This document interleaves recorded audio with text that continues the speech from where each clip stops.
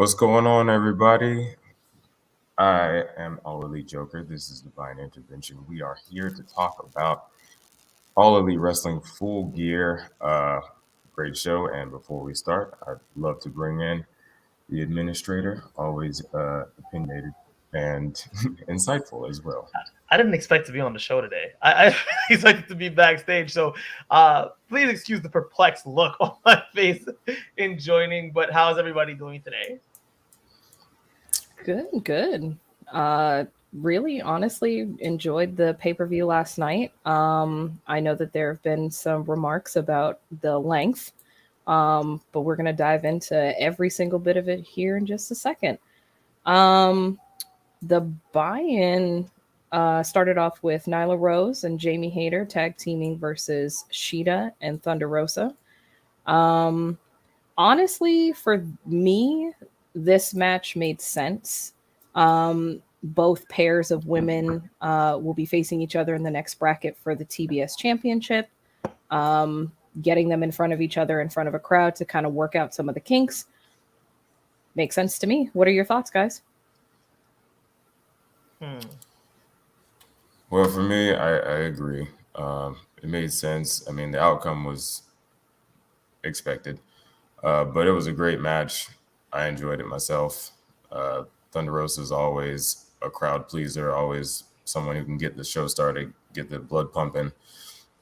Nyla Rose is a former champion. Hikaru Shida is a former champion. You got just a lot of great ladies in the ring.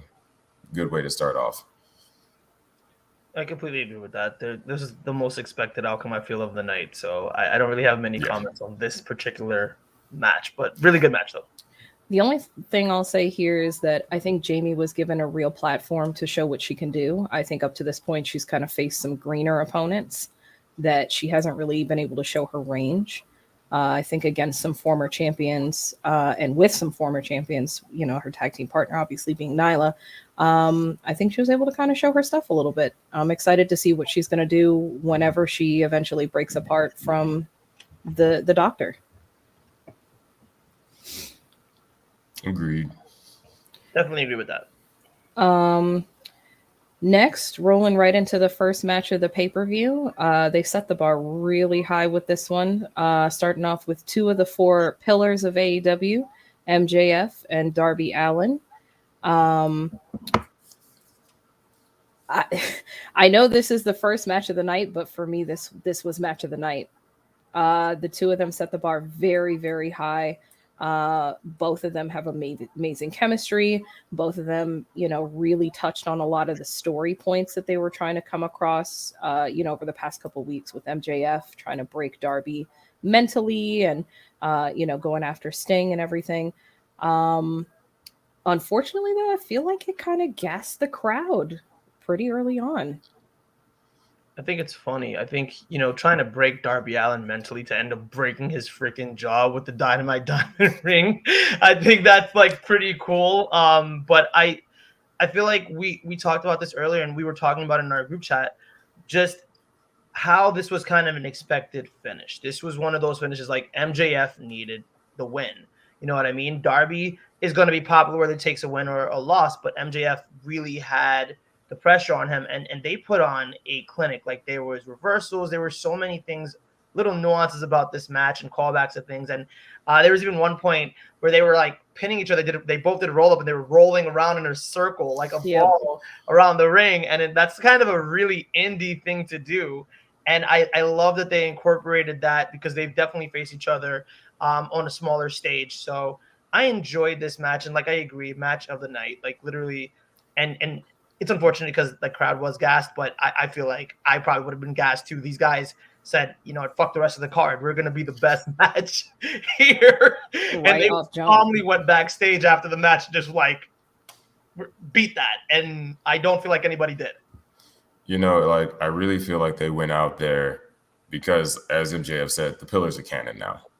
Everybody is now, if you're just now getting here or if you didn't know what was going on, you are now focused on Darby, MJF, Semi, and Jungle Boy to be these, the top stars that are, of the next generation, of the current, the generation that's coming up. Dante Martin's another one I think we really need to look at, but we'll get to him later. But yeah, I feel like they went out there and like, we are the pillars. This is what we do, and this is the bar that we set.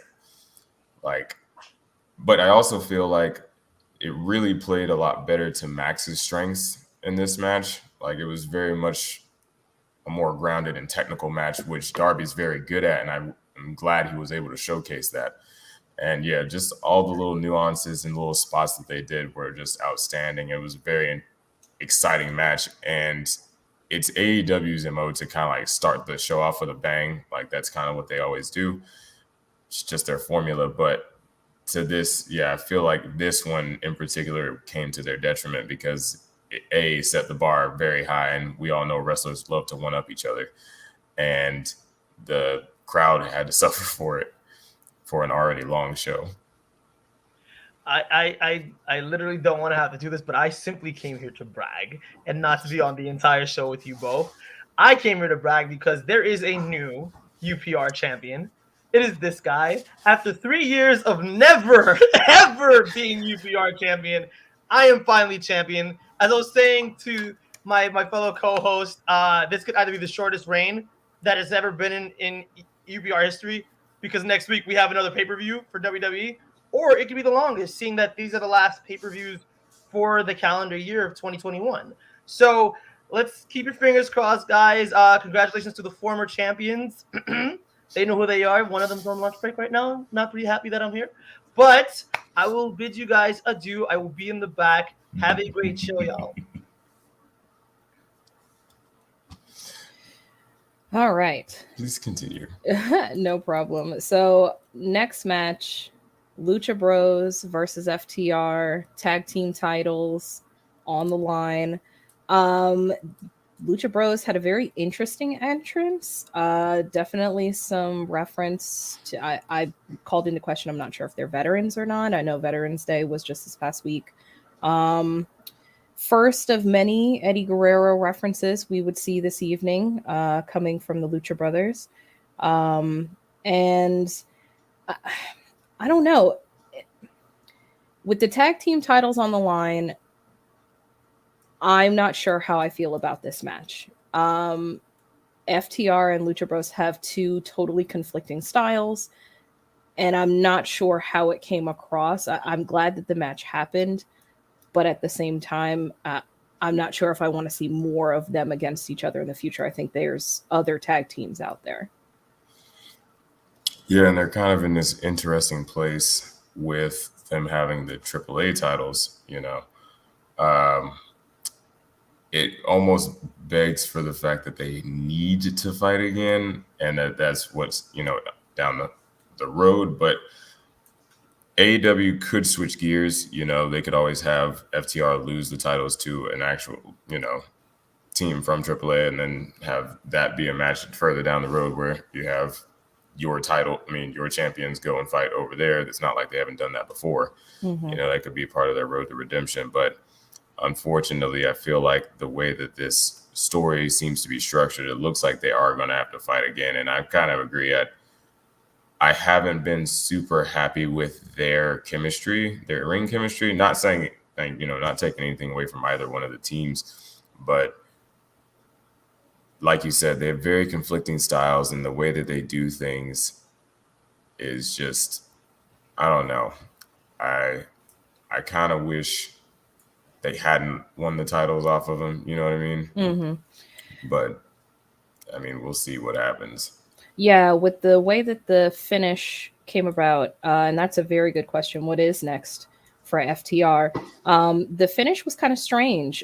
Cash Wheeler was the illegal man, and they tried to, you know, do some funny business by putting on the lucha mask to disguise who it was that was in the ring. And they technically got the pin on the wrong guy.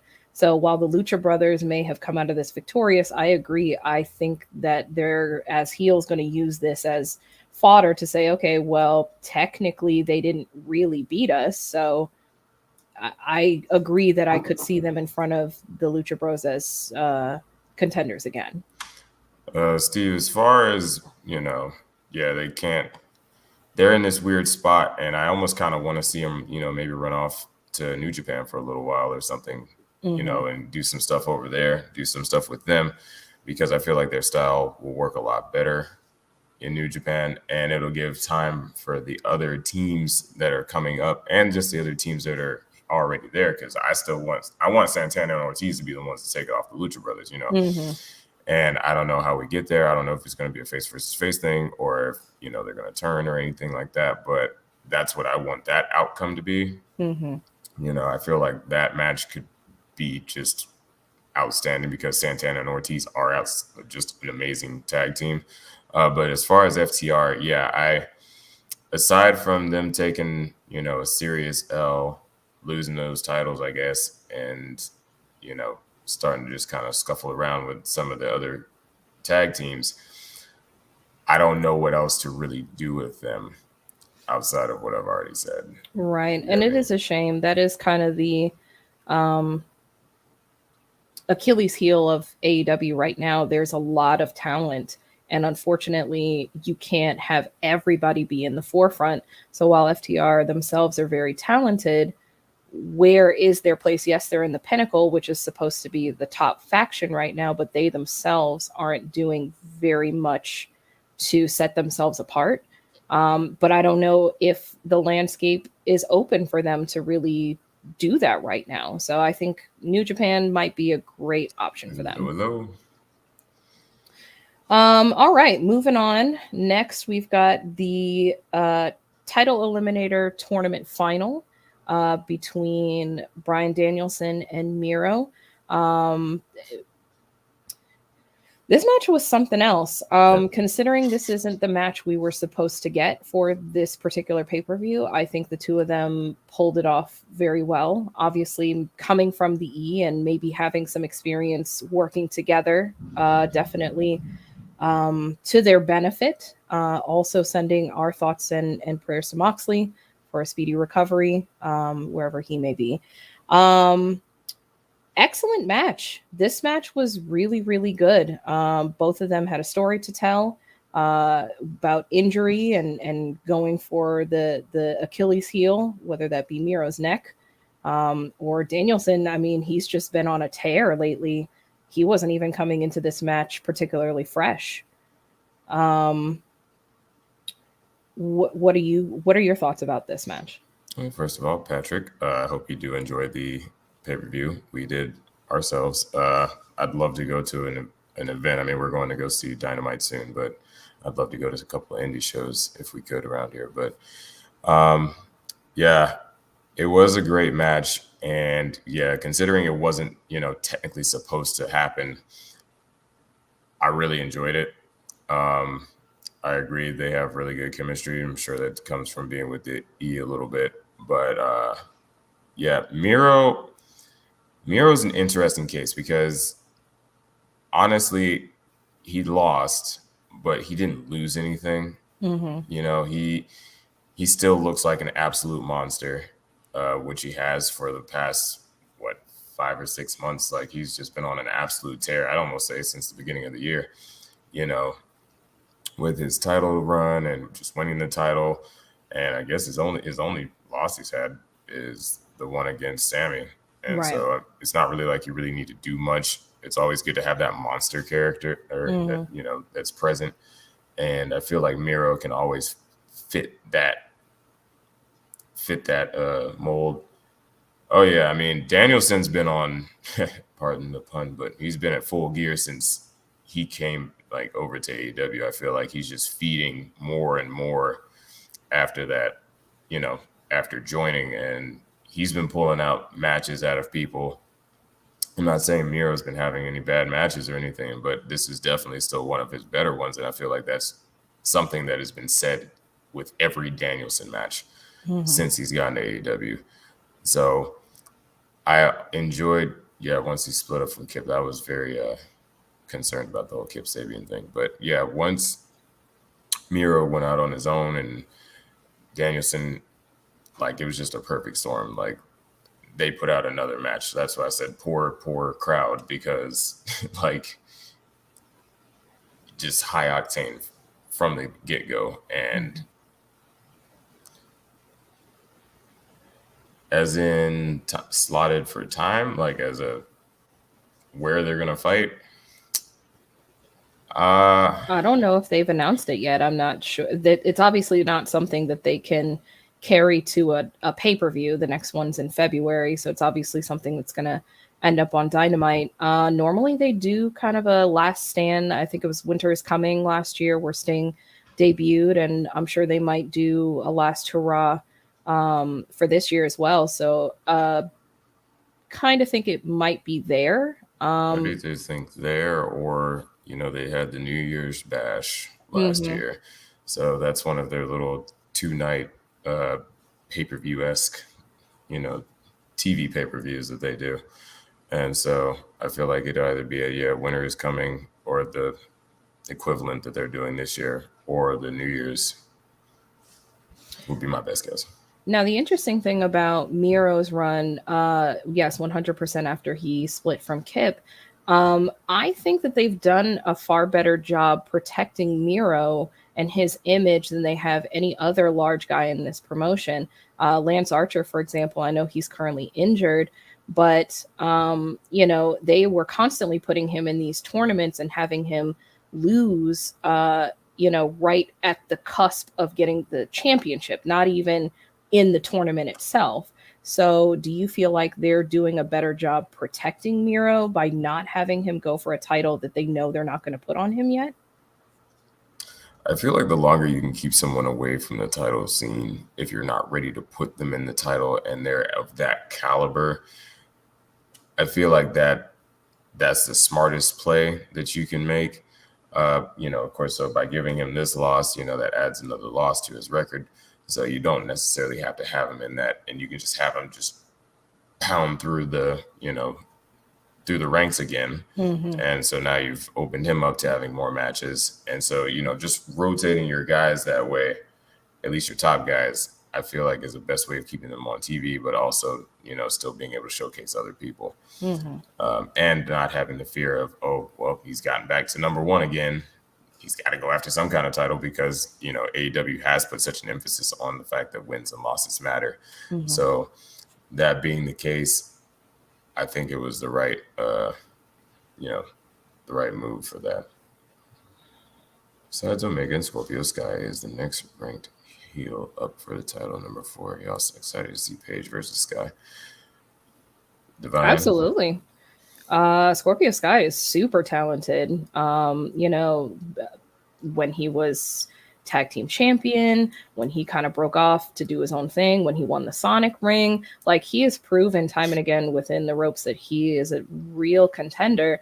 And I really hope that they do some sort of small program with him going for the title. Because I think that it is time for him to kind of step out of the shadow. Because I think since he and Ethan Page have come together, it's kind of been the Ethan Page show, and Scorpio's kind of been on the sideline helping him. So I'd really like to see that reversed, especially if he's at the number 4 rank and could be the next person to go for Page in the title. But babe, Ethan has the tightest tits in the game. You can't beat that. It's true. I'm just saying. It is true.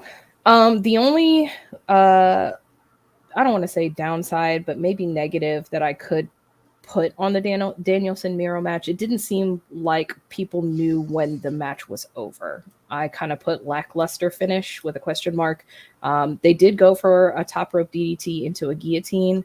And while the neck is Miro's Achilles heel, I don't think that it really conveyed to the crowd like, hey, this is the finisher. Well, that, and then he transitioned him into that, that headlock. So, but I agree. I feel like because of how big Miro is, it was kind of hard for everybody to see, and the angles that they were at, for them to see that he had him wrapped up and, locked up like that. So, yeah, I feel like the finish did kind of fizzle a little bit, and I'm not sure what they could have done to fix that. Maybe had it more towards the middle of the ring, maybe. Honestly, I couldn't tell you.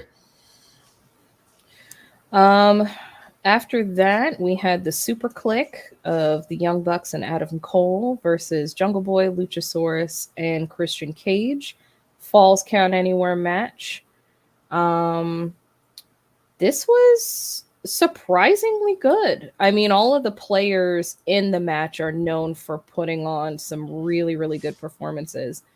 But I was surprised that everybody was able to come together and put together a surprisingly good match. I obviously wouldn't say it was match of the night. Definitely a lot of spots and stuff, which I think are always great. But overall, I think it told a pretty good story. Your thoughts?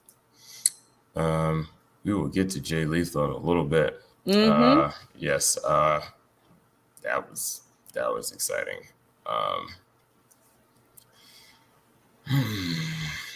I enjoyed the match because, I mean, you had outstanding performers that were involved. I enjoyed this match more than I enjoyed the Inner Circle later on.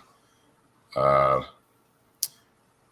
was trying to understand if that moment with Jungle Boy and Christian was kind of like a passing of the torch moment with the concerto. I have more thoughts on the concerto, but we'll get to that later as well. Yeah, it was a fun match. Shout out to Luchasaurus, always blowing my mind, diving. Yeah, that shooting star press. Shooting star press off the stage was wild. And Christian too, that high spot in the crowd, like we thought he was going to go off one ledge and he climbed even higher. Right. You know, just still doing his same old tricks, I see. And it's like, you know, I guess I hate to say it like this, but because of Christian's age, like, you know, it also adds a little bit more. And it's like, stop, you're not young anymore. Why are you going up so high? But that just adds to the tension, you know. For sure. Yes, the event in December last year was Winter is Coming. Definitely one of their TV show style pay-per-view events, something to kind of cap off the year. So hoping to maybe see Danielson Hangman on that one, but I think either way, however they put a cap on the year, I think it's going to be pretty awesome.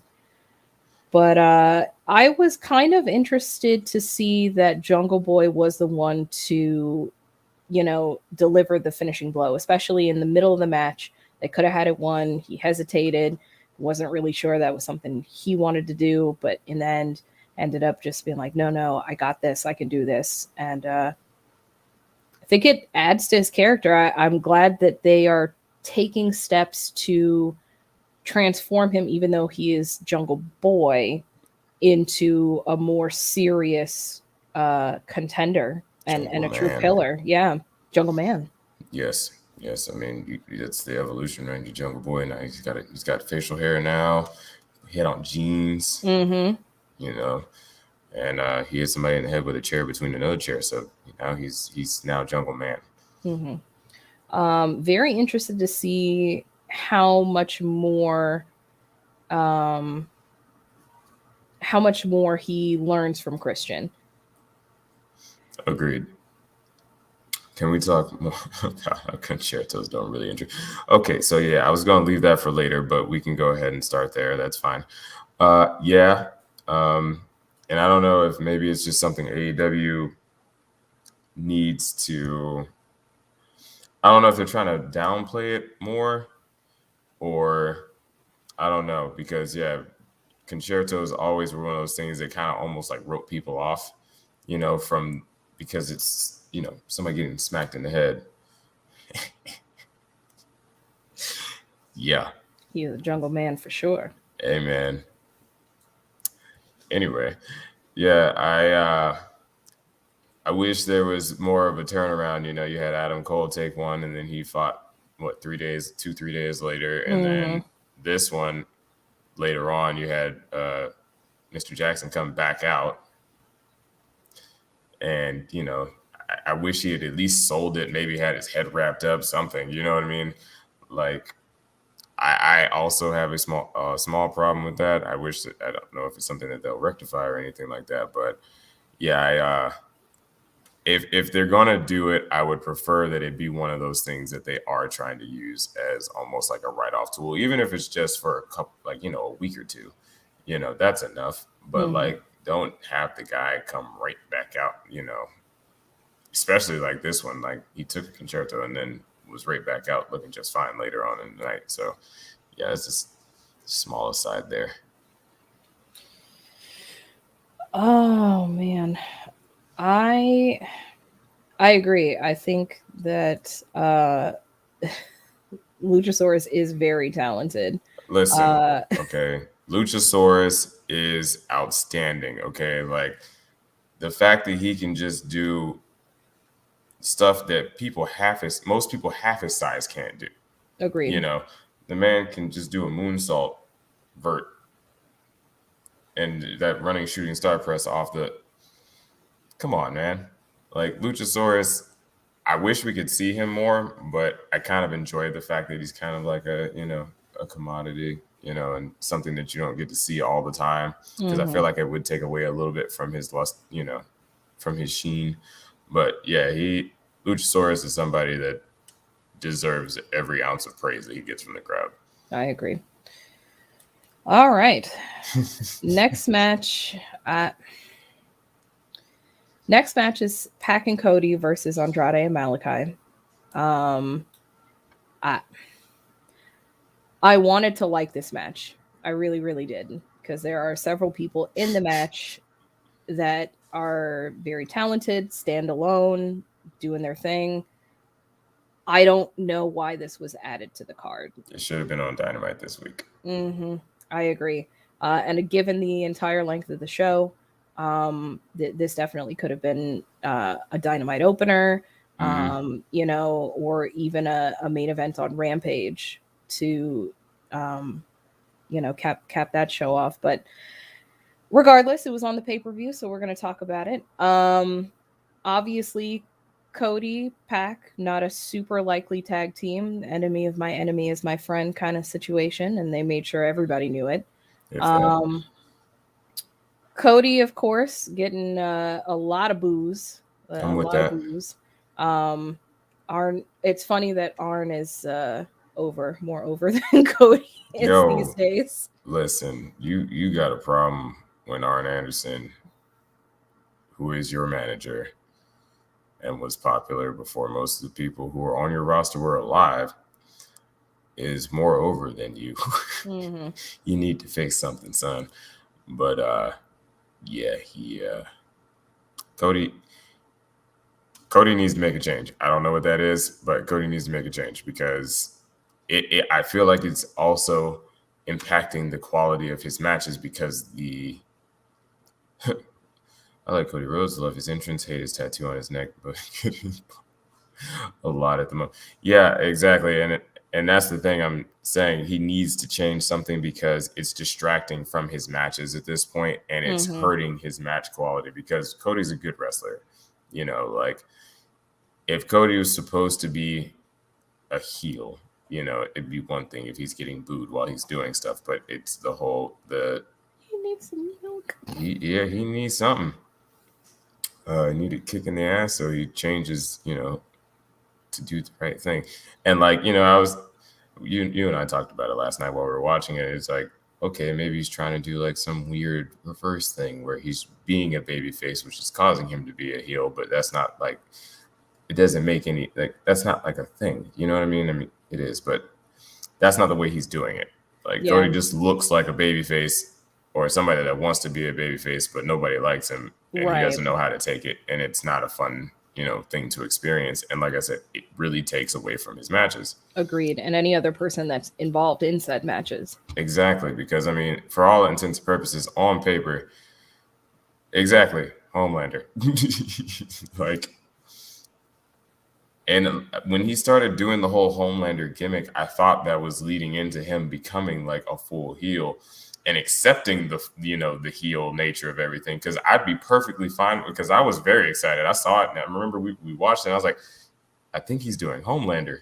Right. And you're like, oh, look at Captain America. Like, so I think somebody was like, oh, look at Captain America over here. I was like, nah, I'm pretty sure he's doing Homelander, which would make so much sense, because, Homelander was, if you don't know about Homelander, he's from a show called The Boys, and he's a Superman-esque character who is very, very dark and has that sense of, why do I have to be the one that always has to save everybody, which will work perfectly for Cody's, persona and everything.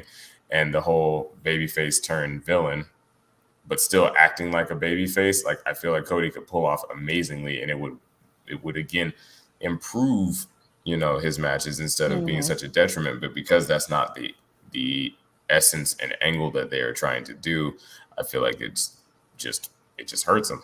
Yeah, and I don't know what the answer is because, you're absolutely right. Cody is not a heel. It is the fans that are turning on him, and Exactly. I don't know what the response needs to be. Maybe you take him off TV for a while, let people that enjoy him miss him, and maybe, kind of forget why people were upset with him. Because I don't understand why people are booing him outside of the fact that, what we always hear, oh, he's on Hollywood, he's doing this and that. But if we're being honest, any wrestler that was given the same opportunity, I feel, would take it. You've got people who are in movies all the time who are doing shows. And I know that the commentary team kind of touched on it, but I kind of agree that Cody doesn't seem like he's going anywhere in his current state. So if he is not going to change anything, and it doesn't seem like the people are going to change his mind, maybe it might be time for him to step away for a couple months. Yeah. Anyway, as far as this match was concerned, definitely some more Eddie tributes in this from Andrade. And it was kind of interesting to see the heel team falling apart. I wouldn't have expected that, considering that up to this point, they've been on the same page. Like, I know that both of them are showmen and want to, be the one that, oh, that's who everybody's talking about from the match. But I wouldn't have expected it to get between them like that. I'm biased because I really want to watch them fight. So I know I'm it's always cool with coming. that. Yeah. And so, like, I more so thought of it as, the machine to get it rolling for us to eventually get to that. It was kind of odd, the timing and the way it went down. Right. But you did have a lot of that on both sides. And I mean, we already knew Pac wasn't trying to play buddy with Cody or anything, because he doesn't like Cody either. Right. Like everybody else. And the discourse was a little interesting, and like I said, I'm excited for what it means. But yeah, this match, I wanted to like this match so bad because there was some cool spots, some good moments, great moments even. But between the whole Cody thing and then just everything that was going on with both sides, it didn't hit the way it didn't hit enough to be on this pay-per-view. Agreed. And it didn't have enough build to be on this pay-per-view. And again, I really feel like this should have been one of those, let's start Dynamite off with something like this. Or even, like you said, a Rampage main event, but not on the pay-per-view. Right. The only other thing about this match, at least Andrade's getting his money's worth. FTR came out after the bell and definitely tried to stomp a hole into Pac. But other than that, it was what we expected it to be. And Yes. yeah, I don't know if there's anything else more to say about this match. Nope. You're muted. You're muted. You're muted. I am back. There you go. Hi, welcome back. Because of unpopular views have summoned me back here, so I am back with you guys. But I was watching back there. Great points, guys. I just didn't hear the last point you guys made, but great show so far. Thanks. Well, you're just in time to talk about the women's title match. Dr. Britt Baker DMD versus Tay Conti for the women's title. Can I go back? I have to say that the match itself was far better than the build. I think that in the grand scheme of things, as far as the women's division, AEW did everything that they could to make Tay Conti a viable threat to Britt Baker's title. I mean, I think all of us knew that tonight wasn't the night it was going to come off of her, but I think that they did their best to set it up. But the girls really knocked it out of the park on this one. I think when you have a match like this where you know your champion is not going to lose, your job as a booker or as a wrestling company is to book the opponent as strongly as you possibly can. Tay Conti came into this match and we all said the same thing. She's not leaving with that belt whatsoever under any circumstances. Not going to happen. Not in this life. Not right now. Not while Britt Baker is champion. And by the end of the match, you were kind of on the edge of your seat. You were like, could she possibly do it? And like you said, the build was really shit. Like, it was horrible. But the match that we got last night, incredible. Both of these ladies like literally did their thing in the ring. This is one of those matches that you kind of put an asterisk next to. Like, if you had to get match of the night for the men's section, like you'd get Darby versus MJF. If you had to get match of the night for the women's section, it would be this match. This would be the match of the night for them. So I really enjoyed it, and I really feel like if they're not taking the belt off of Britt, they need to book her opponents just like this. She should not be having squash matches. She should be having competitive matches like this because she's elevating her locker room. So I like it. It's actually very interesting that you say that. I have another point that I wanted to ask, and Joker, I want to get your thoughts on it. Do you think that there is too much of an emphasis on Dr. Britt Baker DMD? And I only ask that because, you know, she kicked out of both of Tay Conti's finishers, and she has been known to kind of no-sell a lot of stuff that her opponents have done for her, you know, or done to her. Can you build a viable threat when your champion isn't selling what other people are putting out there? Well, Britt is a double-edged sword in the sense that she definitely does elevate the women's division. Like, every match that she's in, and everybody always says it, Britt is a diamond. When she's under pressure, she overperforms, outperforms, and just makes you say, oh, that was a great match. I mean, if you look back at most of her matches, you look at that match with her and Rosa, crazy. Like, her and Nyla, her and Hikaru, like, Britt puts on amazing matches. And yeah, I do feel like they're kind of stuck between a rock and a hard place because of how over Britt is and how over Britt's been. She's a heel champion that gets nothing but cheers, you know, and it's hard to build up baby faces to fight her or to be viable threats against her when, you know, the entire arena is chanting for Britt. I have a quick question for you both. Do you think it's sort of to the point of Charlotte? I think we can make it comparable to Charlotte because Divine Intervention, you mentioned just like on Friday night, Charlotte came out and cut a promo and said she's a star maker. She literally, whoever she's in the ring with is elevated by being in the ring with her, but not necessarily having to win that match. So do you think Charlotte Flair is Britt Baker's mirror in terms of WWE and vice versa? I agree. I definitely think that. And it is hard because you do need somebody to spearhead the women's division, and Dr. Britt Baker is it. You know, she is the it girl, whether she was champion or not. It was inevitable for her to win it from Shida. You know, when you go into a titles match, you want to have a certain level of doubt. But with that particular match, Shida versus Baker, everybody knew what the outcome was going to be there. And unfortunately, that has kind of carried over with Britt's run. They have not built any strong enough baby faces to face her in a way where it is believable. And on top of that, just like Joker said, the crowd is cheering for Britt as the heel. So you don't even have a baby face that is strong enough to even take it from her. I thought it was going to be Ruby Soho. That is the last viable threat that I thought, oh my God, somebody who the crowd loves. She's coming in, you know, really strong. Could she be the one to take it from her? And when they didn't pull the trigger on that either, which I don't think was a bad decision. I don't think it was time. But you haven't left anybody else there other than Rosa, and they're not ready to pull the trigger on that yet either. I feel like the slow burn of the Rosa feud, just like, I feel like they need to do that. I feel like her championship reign, like, I don't want to shit all over it and say it's been bad. It's been incredible. Like, she is an absolute gem in terms of like taking something and taking nothing and making something out of it, and just making beauty out of just like the most horrible situations. And one of the things that AEW, like, people were most critical about AEW about when it first started, was pretty much their women's division and how it was being booked.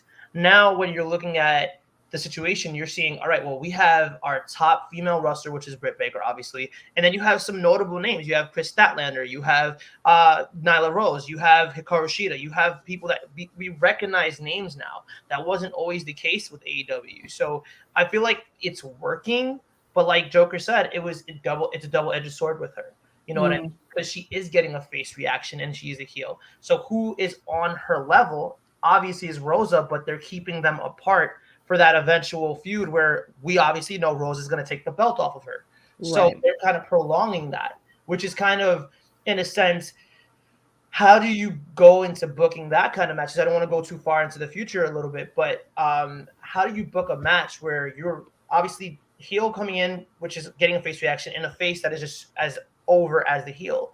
And how do you book a match around that? And who do you have come out as the heel or the face? You do a double turn. How is that going to work out? You know what I mean? And that's for a different day. But I just think with her matches, we already know that she's going to come out the winner. Like when Chris Statlander lost her, because I was really behind Chris Statlander winning. And when Statlander lost, and that was a really competitive match, and it really was a coming out party for Chris Statlander, who had been injured beforehand. Right. And wonderful match, amazing match. But when she lost, I'm like, yeah, this is what they're doing. This is Charlotte 2.0. They just basically copied WWE's homework. It was like, okay, we're gonna copy this and change a couple of things about it.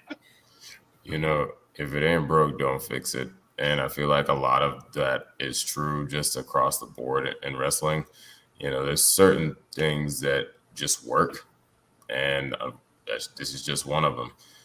Yeah, Rosa's definitely the one that's going to beat Britt.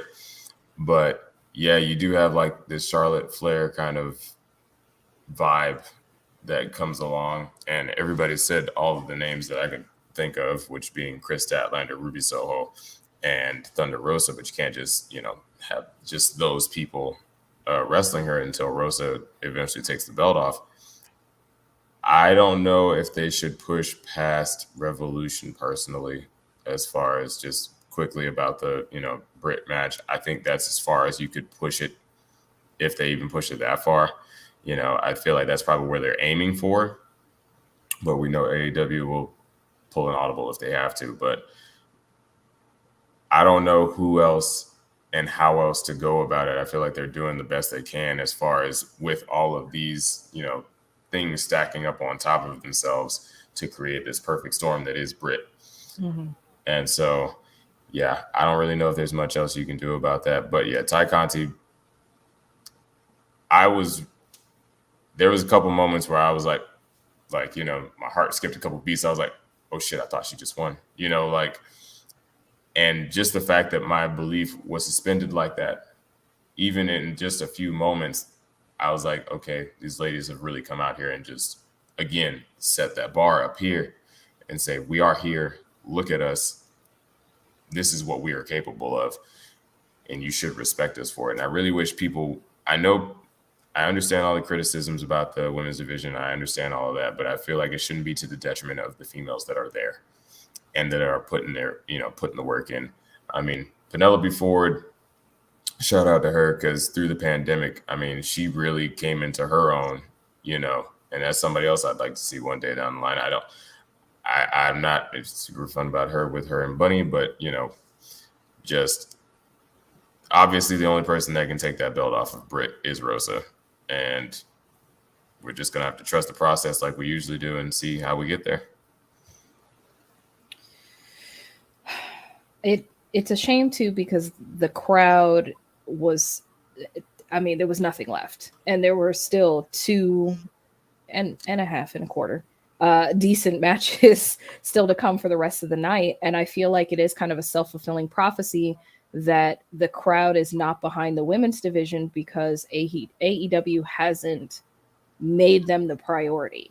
There's several times where, I've seen signs, during the women's matches where it's like break time or beer break, or, it sets the expectation that, oh, okay, the women's division's on. So I guess I can go get that snack from the kitchen, or I can go, take that restroom break.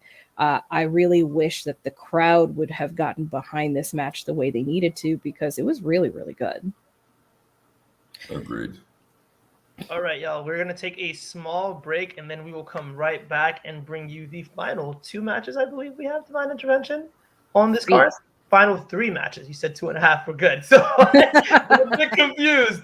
But give us 1 second, and we'll be right back with more unpopular reviews. Let me just give it a little backstage right here. So when watching it, is Captain right here said, "Why is he working out with a shirt on?"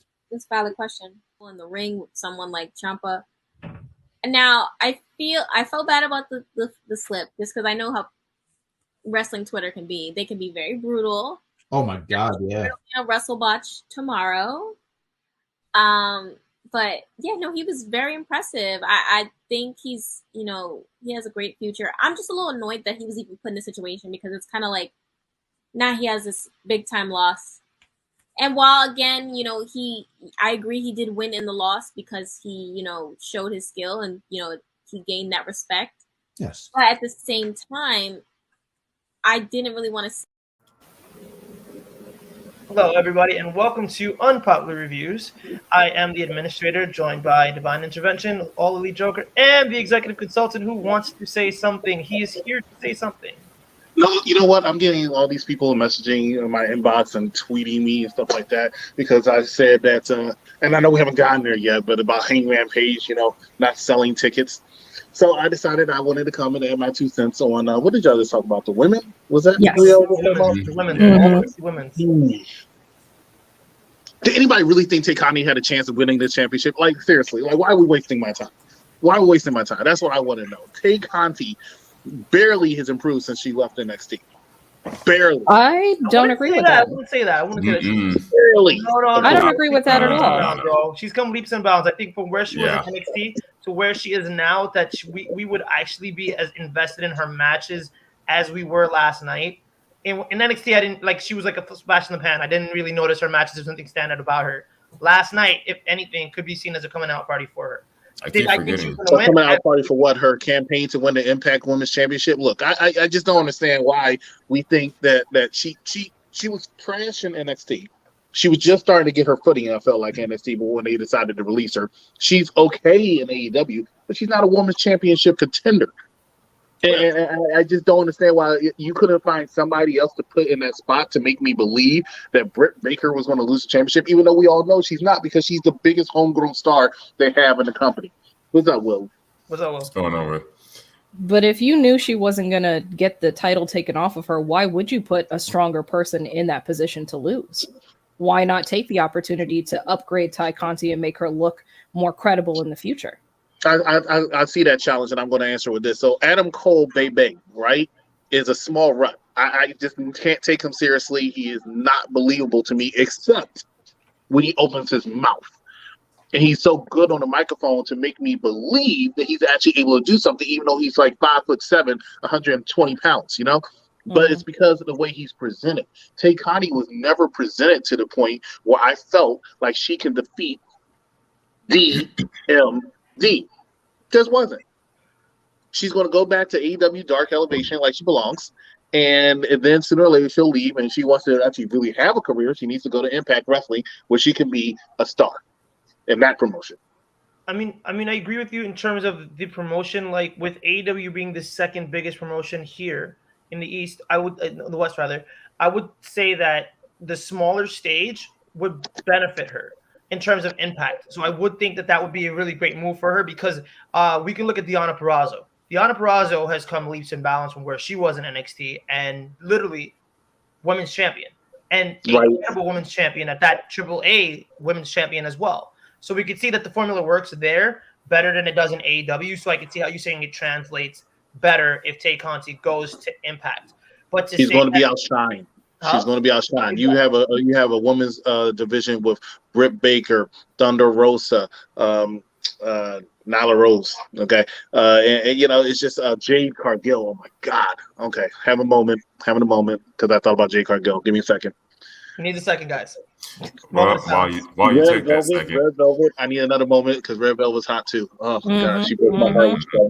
Oh, geez. Oh man. Shout out. Anyway, you have all these women, even Big Swole. Tay Conti is not going to be able to find that footing. They just got Ruby Riott over there. You know, it's just so much Ruby Riott.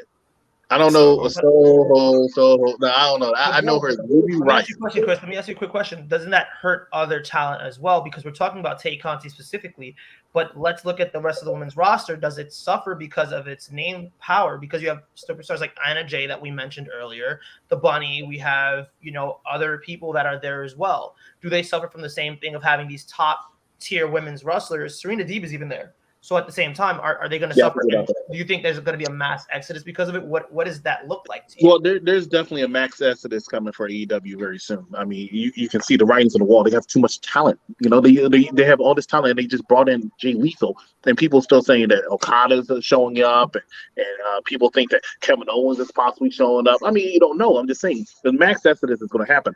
I just think that they need to focus on what they can focus on and realize that some people just don't need to have their time wasted. And I think like you're wasting Tay Conti's time. She's learning, true, but she can't be up there but so long. They have too much. And then you add this TBS Women's Championship where they really shouldn't have that. They should have a tag team championship because they have so much stuff, so much talent in there. Where are you showcasing them at? Do you think they don't do live shows? Do you think that AAA is another option for her? Because we mentioned Impact, but do you think AAA is another option for her? What's AAA? AAA in Mexico. Oh, I thought it was United States. My bad. Yeah, I guess it could be another option. No, Deonna Purrazzo, obviously, like when I mentioned Deonna Purrazzo, she was also their women's champion as well. So that kind of, like I said, that tie into Deonna Purrazzo being Impact. Yeah, I know. I'm doing this thing right here. Yeah, I just wanted to add my 2 cents on that women's thing before because I am going to say something about Adam Page winning that championship. Definitely going to talk about that. But go ahead with your next match. I'm just going to be silently watching in the background. Well, no, I'll be silently right here, but I'll be silent. I'll believe that when I see it. Right. I feel like Tay Conti,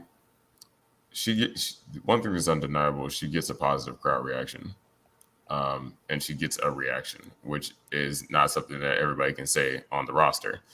Tay Conti, I feel like, could get to that level, and I feel like AEW is trying very desperately to build up their women's division so that you can have more people that are at that level that can be in that conversation so that you can have, you know, your Tay Contis be a viable threat and you could just pull her out, you know, at any moment.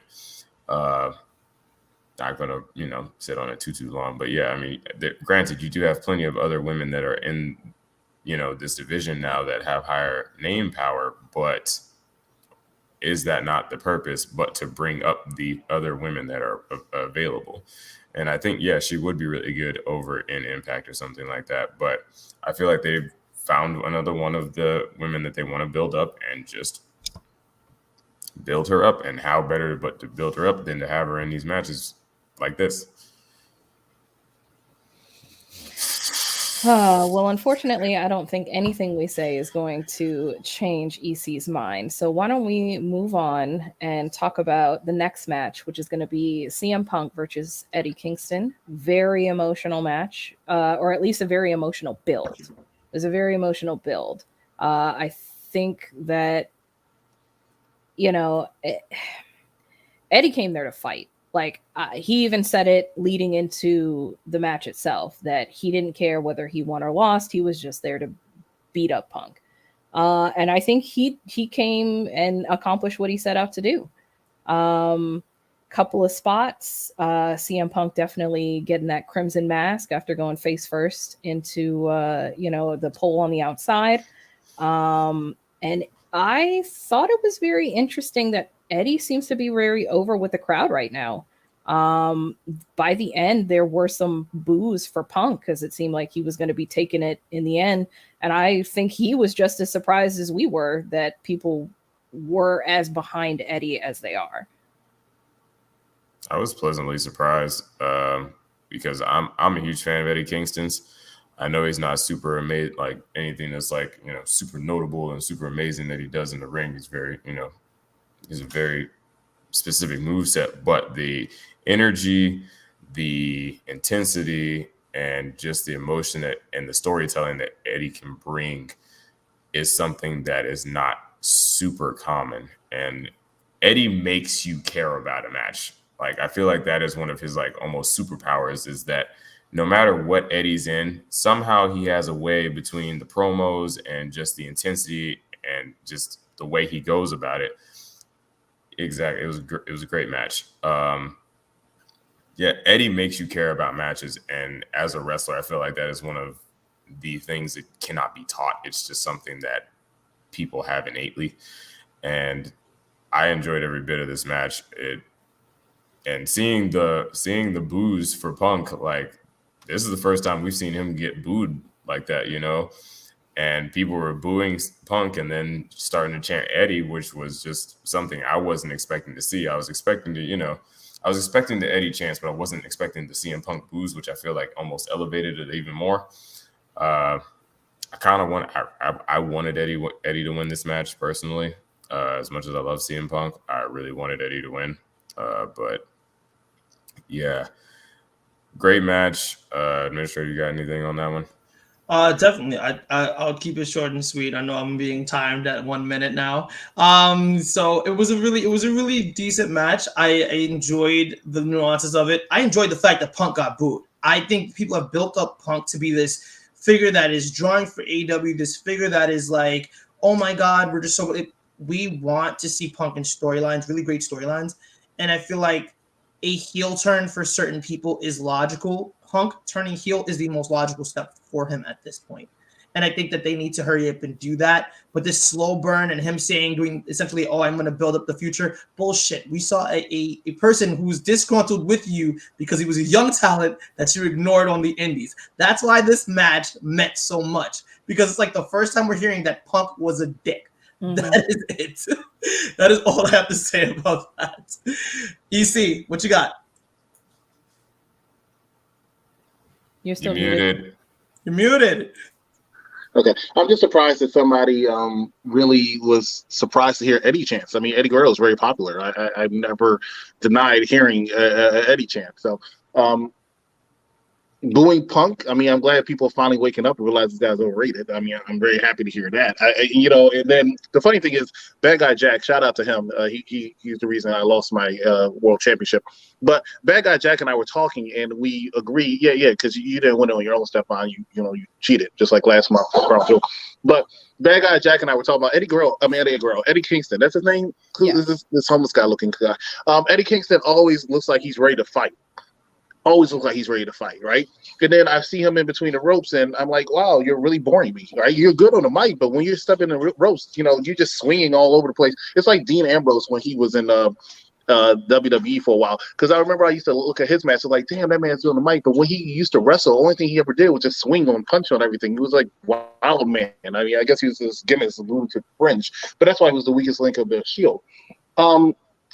This match just does not do it for me. Eddie Kingston is a bum. CM Punk is overrated and needs to go back in retirement. I mean, I'm glad he came back to showcase why he needed to leave in the first place, but not exactly happy and excited for this match. CM Punk winning was the right call because he's still your biggest star in the company, arguably.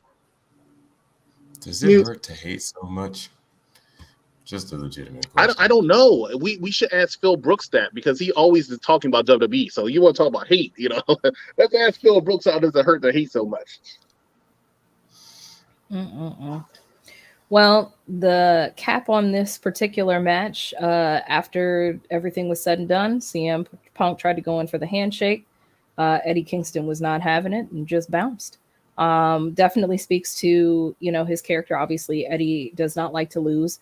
That's kind of how this whole match started in the first place, with him losing to Danielson in the Eliminator tournament and going in and interrupting Punk's, media time and obviously it devolving from there. I do agree with what Administrator said. It is kind of interesting to see that this is the first time that people are really being vocal about, who CM Punk really was like behind the curtain. And also I'm kind of interested to see how the crowd responds when they do keep putting him up against people that are clearly very over. Despite what EC said, the crowd is very much behind Eddie Kingston.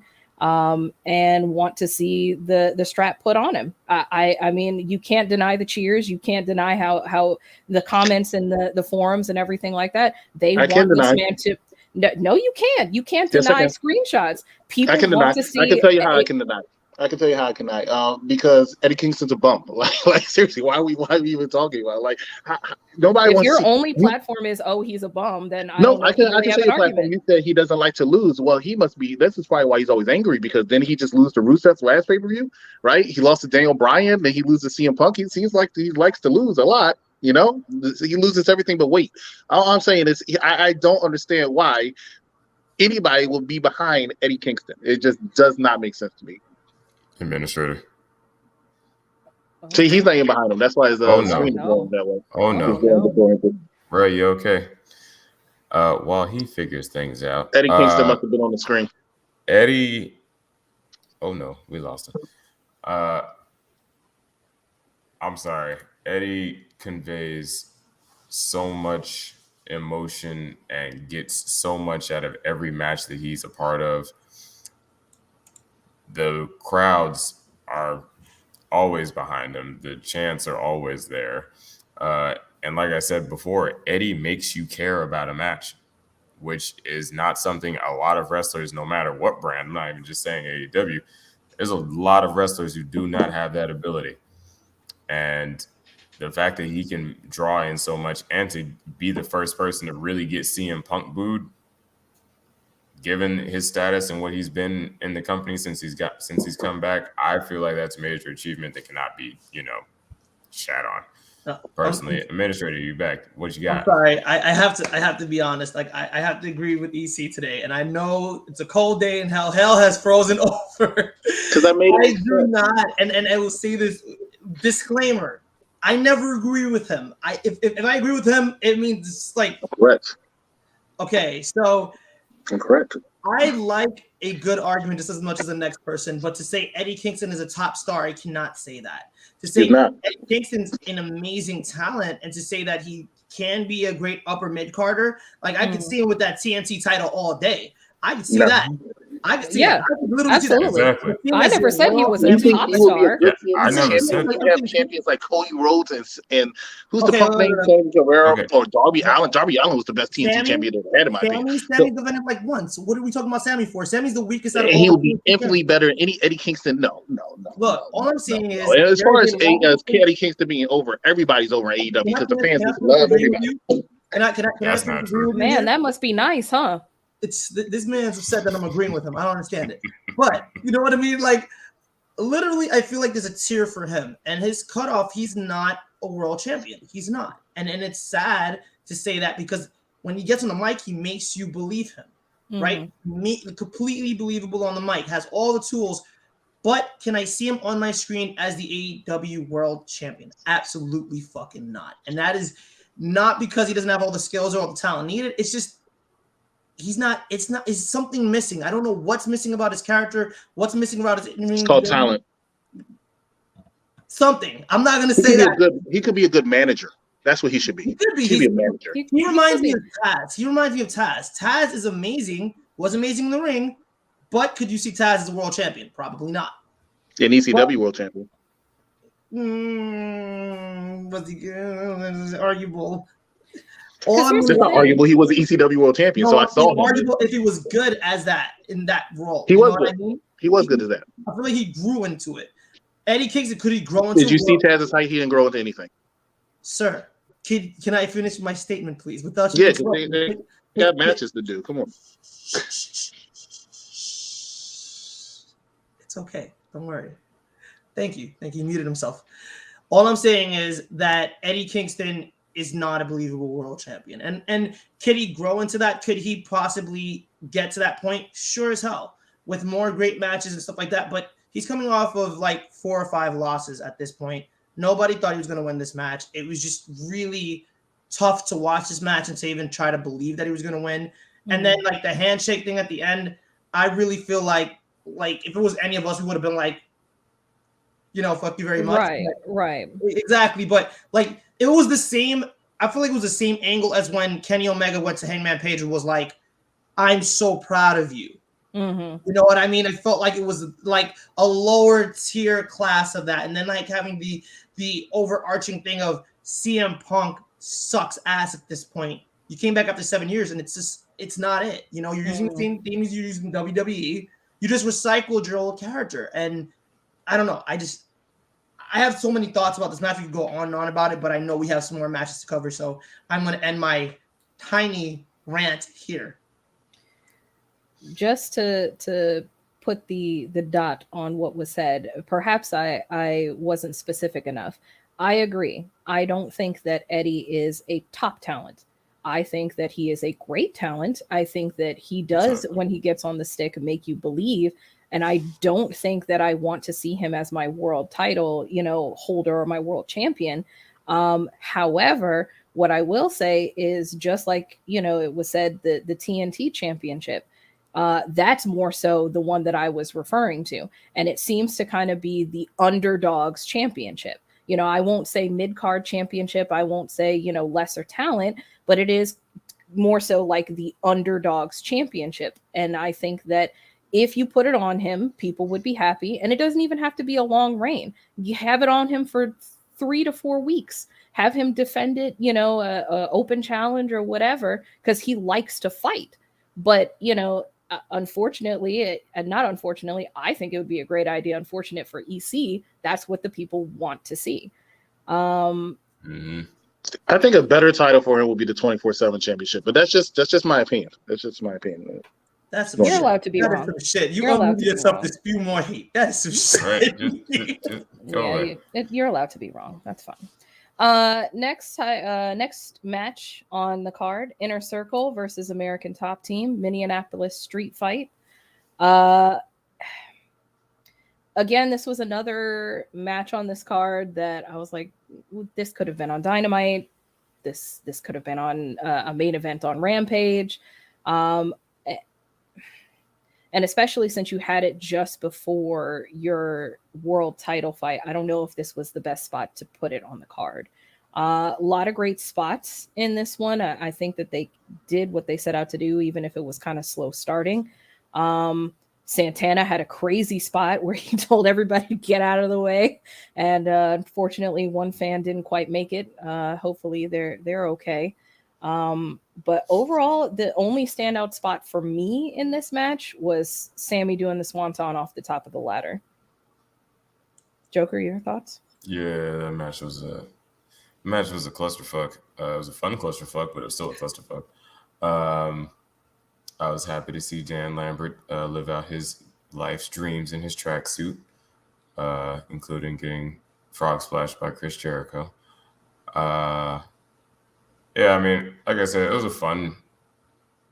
Yeah, Dan Lambert, like Lambert's legitimate joy to be there because he's such a lifelong fan is something that you just notice as a fan. You're like, okay, that's legitimate joy. And then also when he's throwing his tantrums, it's just amusing. But yeah, it was a fun match. Again, like you said, between this and the Cody, Pac, and Andrade and Malakai match, both of those could have not been on this card, and it would have been okay. I feel like it would have shaved off a good amount of time, so that this pay-per-view wasn't so damn long. It's probably one of the longer ones they've put out, at least that I can remember. And if you were there from the beginning of the kickoff, then you were sitting there for a good long minute. So, yeah, not a lot to say about this match personally. Like I said, it was fun. It was fun. It was a mess, but it was fun. I did enjoy seeing Junior Dos Santos. He looked like he was having a great time. So, again, did I feel like it should have been on this pay-per-view? No. Fun match, yes. And it did what it was supposed to do, but yeah, it could have not been here. I'm gonna just touch on, like you mentioned, the Cody Andrade, that match, that horrible, horrifying match. we're giving out Undertaker-like openings to Andrade El Idolo. Why was his opening so fucking long? That is the only thing I did not mention earlier.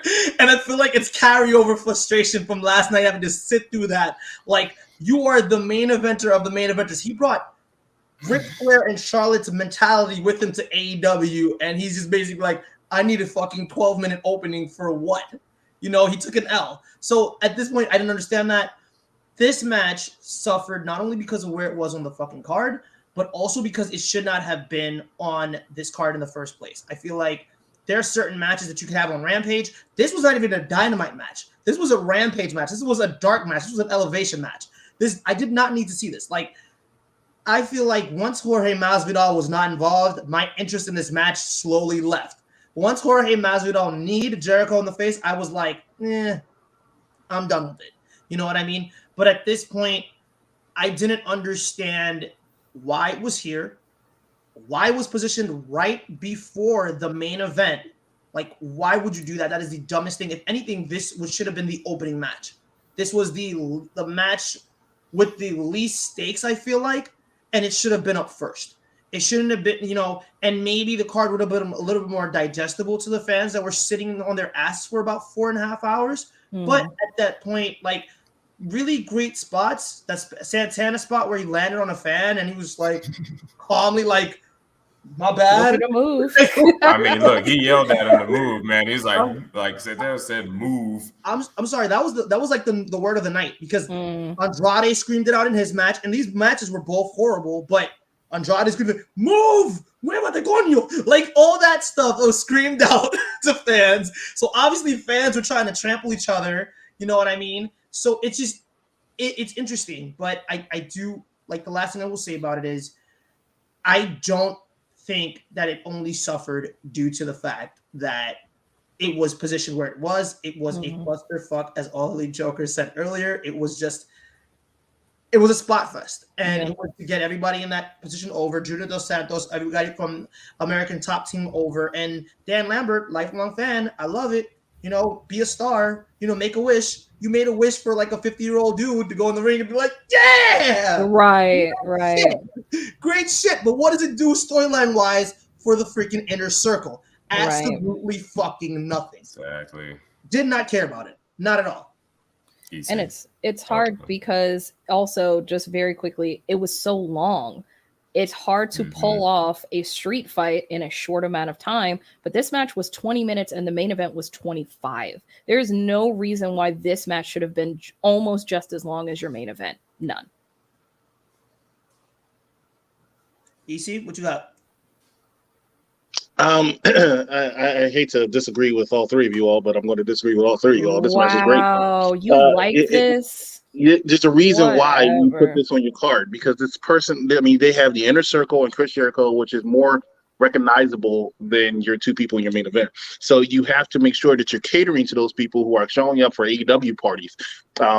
And that's what Chris Jericho's for. Even at 51 years old, he still is the draw of that company. He is still the person you send. If you want to have a guest spot on today's show or something, you send Chris Jericho.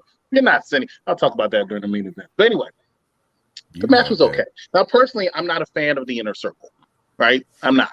I like all of the talent, but I think they all need to go their separate ways. I think they've been around way too long. I think Pinnacle should have been the end of the Inner Circle. So them still being around, you know, I think LAX would be great as the tag champions. I thought they should have been the one to beat the Young Bucks. I don't know why they gave it to Lucha Bros, but I'm fine with Lucha Bros because they're my favorite tag team in AEW. Oh, second favorite because of the clean. And then Chris Jericho needs to go and start training and, you know, think about retirement. And Jack Swagger needs to go, you know, and think about a career at Walmart. It's just like there's so many things that you need to focus on. The match probably was a little bit too long, but when you're paying Chris Jericho money, you need to make sure that he's showcased. So that's why it was like that. It did exactly what it had to do. So yes, I'm going to disagree with all three of you all again. It's not your fault that, you know, you all came and it was wrong all morning. But I'm here to help that. Well, we appreciate your helping our opinion of this match being terribly placed and terribly booked. We would say I don't think that you're completely correct in your assessment of the fact that the Inner Circle needs to split up. I don't think that you're correct in that. I think they have a little more gas in them. But I do think that this match suffered one from its street fight, like thing is supposed to be a street fight. Mhm. We've seen street fights with the Inner Circle before. We've seen them go ham. We've seen them like there was the one that they did with the Elite. That was the craziest one that they did with the Elite. The Stadium Stampede. Like amazing. We're expecting them to go back to that. This was the most tame street fight ever. Also, you placed it right before the Jay Lethal announcement and your main event. What are you thinking? This was the match literally with the lowest stakes. It was for bragging rights. Nobody really get Dan Lambert pinned Chris Jericho. Great. Jericho's gonna freaking lie and salt somebody tomorrow. But at the end of the day, it had zero stakes, zero build, nothing that could say that you could take away from this match is a consequence for the Inner Circle. The Inner Circle is not benefiting from this match in any sense of the word. You know what I mean? So I don't think you're completely correct in that, but I'll agree to disagree with you, as I always do. So who said that? Who said that? That statement that you're disagreeing with, who said it? Did you not listen to yourself? Did you not listen to Who yourself? said it? Did you not listen to yourself, sir? I listen to myself all the time, but who said it? You did. You need to go back and listen. Then it must be correct. Watch the replay. Watch the replay, It sir. must be correct. That's the thing. Somebody record this dude, son. Man, how do you get that head through any door? Like I don't understand. It's angled. A lot of grease, you know, a lot of turn sideways. Got that WWE like brainwashing real bad. And try to say I was wrong on live air? Really, Chris? Really? In front of two other witnesses? I have no words. Right. Anyway, continue. majority rules. We'll be moving on. Last but not least, certainly not least, Hangman versus Omega for the world title. I think the three of us should go ahead and get all of our statements. Oh yeah, Jay Lethal. Jay Lethal. I'm sorry, we had referenced him so many other times in the broadcast. I didn't know we were touching on it, but yes, Jay Lethal is all elite. See how it helped? Yeah. Well, wonderful, because I mentioned about a second ago, but that's great. Thanks for helping, Chris. You're a public servant. Yeah, Jay Lethal's all elite. I'm going to be 100% honest with you. I don't know very much about him and his lineage. I know that he has been around for a while, and I'm super interested to not only see what he does in All Elite, but kind of revisit some of the highlights of his career and really kind of get to know who Jay Lethal is. So somebody with a little more experience, anybody want to jump in? I'll start up. I'm sure you guys also have some comments about Jay.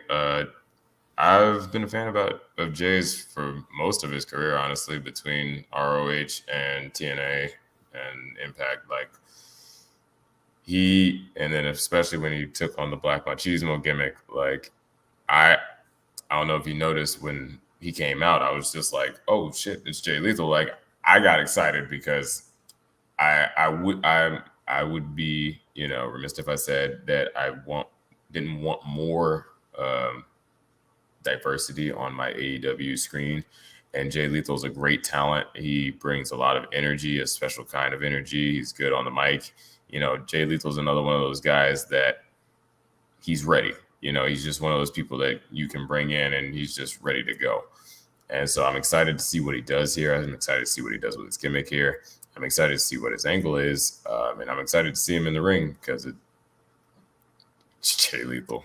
Like, I really don't feel like I need to say much more. I mean, for those of you who don't know who Jay Lethal is, look him up. He's great. Jay Lethal's one of those people I was like, man, I really feel like he should be doing something bigger. I wish he was in front of more people personally. So, I mean, please, you two have very big smiles on your face. I can't wait to see. He's wrong, Jay. I'm sorry, I'm laughing at this comment, right? So Steve says he's the wrong Jay. People expected Jay White and got Lethal. I could not agree with that more. And the follow-up to this comment was he's like the Wish version of Jay. Wow. Gotta be rude. Oh my God, that's horrible. I'm excited for Jay Lethal to be part of AEW. I feel like once we heard that ROH was disintegrating, we were wondering where all their talent was going. And, Jay Lethal, former Impact champion, former ROH champion, like the list goes on and on. Well, still in New Japan. He's done almost everything in the business, including be with AJ Lee. And one of my most anticipated matches is AJ's new Boothang versus her old Boothang. Can we get that match, CM Punk versus Jay Lethal? Can we do that, please? Can we book that?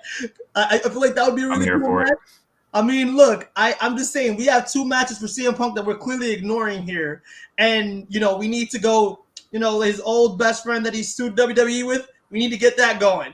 We need to do this Jay Lethal shit real quick. But I'm really happy he's in. I feel like it was a really great surprise. I think the surprise we all were anticipating was Okada, because on Dynamite, they were plugging chaos like nobody's business. It was chaos this, chaos that, chaos this. Getting Tomohiro Ishii for next week's Dynamite is great, but we expected the Rainmaker. That's what you were plugging the entire Dynamite. So Tony Khan is really big on giving us shit. He gave us Jay Lethal. Wonderful. Where's Okada? If Okada doesn't come within this year, I'm going to be tight. So I don't want to take anything away from Jay Lethal. But kind of a bait and switch a little bit.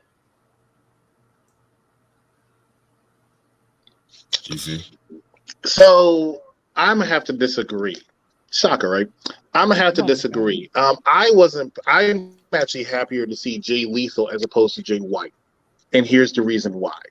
I don't think of it as a wrestling fan like everybody else. I think about it from a aspect of who's making me money, who's selling tickets.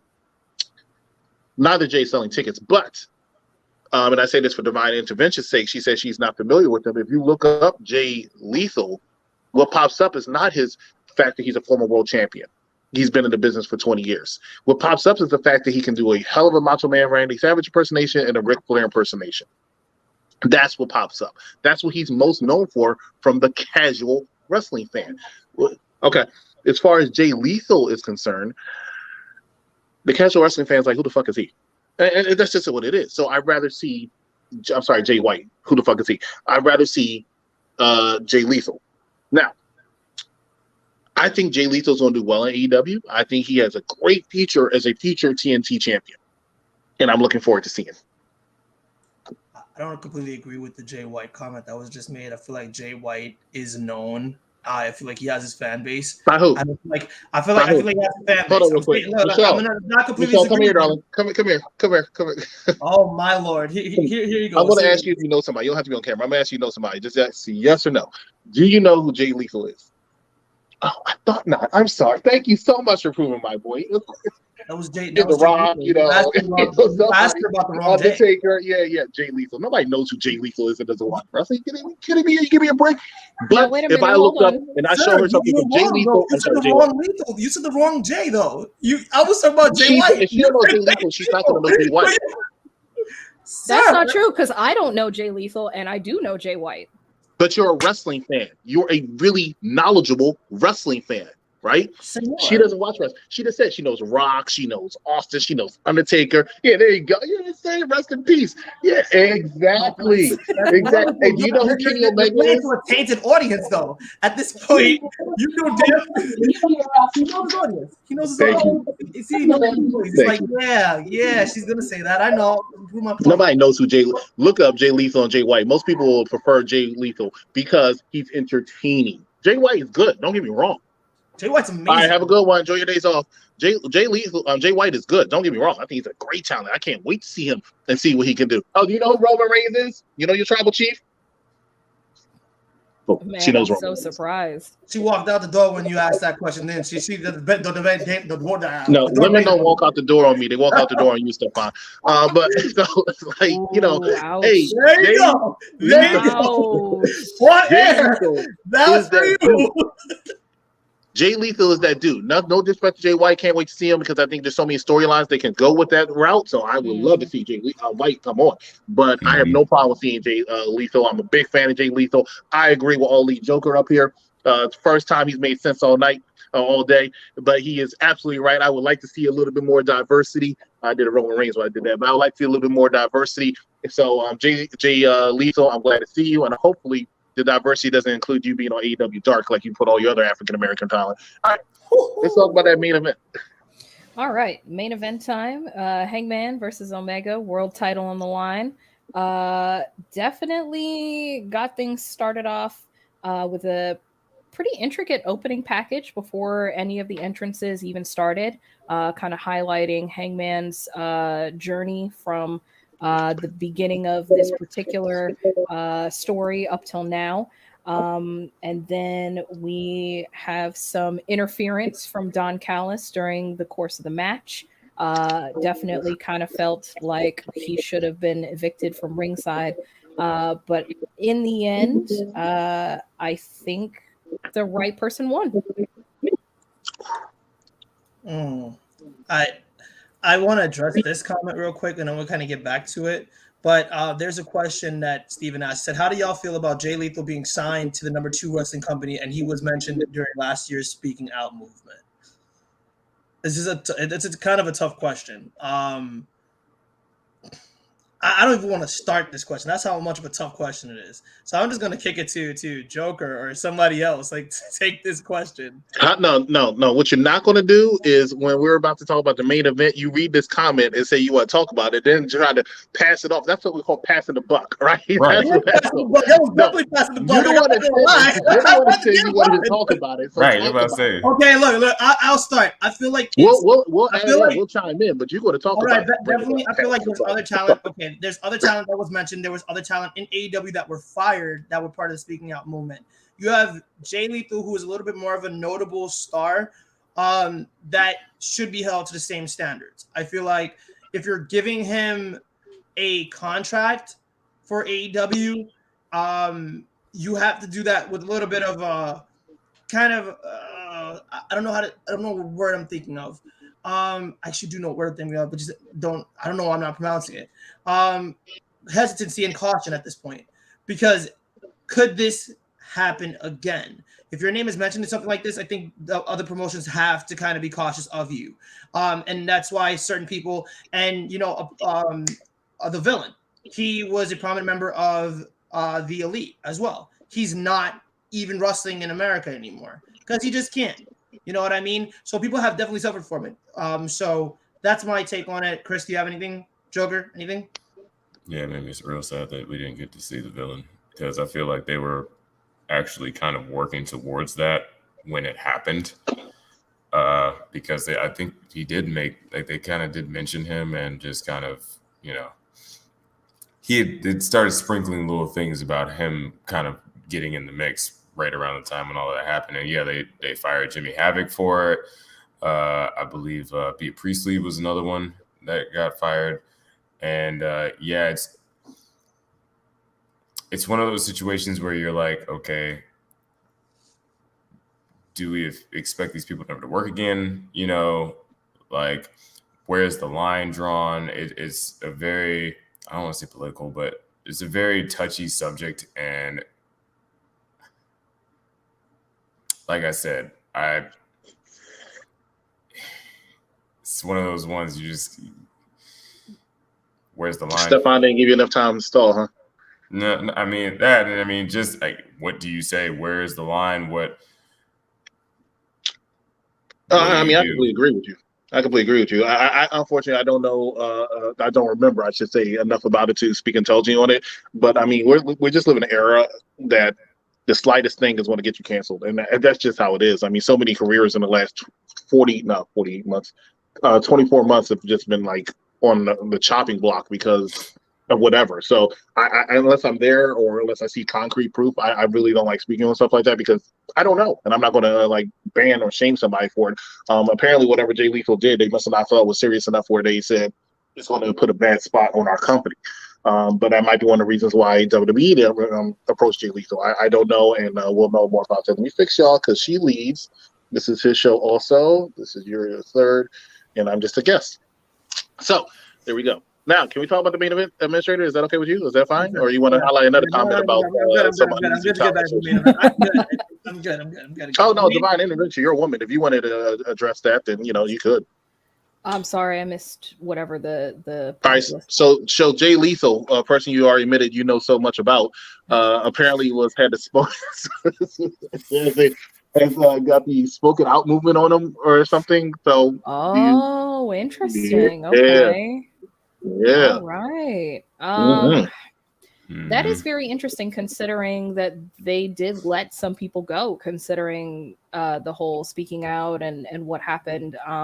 So I am kind of interested to find out maybe a little bit more about what happened there. I don't know if he ever came out and openly addressed what happened, or if it was just speculation. I don't know. I would ask that fine, but he's probably going to pass the buck. But I definitely think that we should have an episode where we talk about that. Like, whose career got effed up the most from the speaking out movement? Was it that guy that stuck the lollipop down his Joey thing? Ryan, definitely his Joey career. Ryan. I don't know.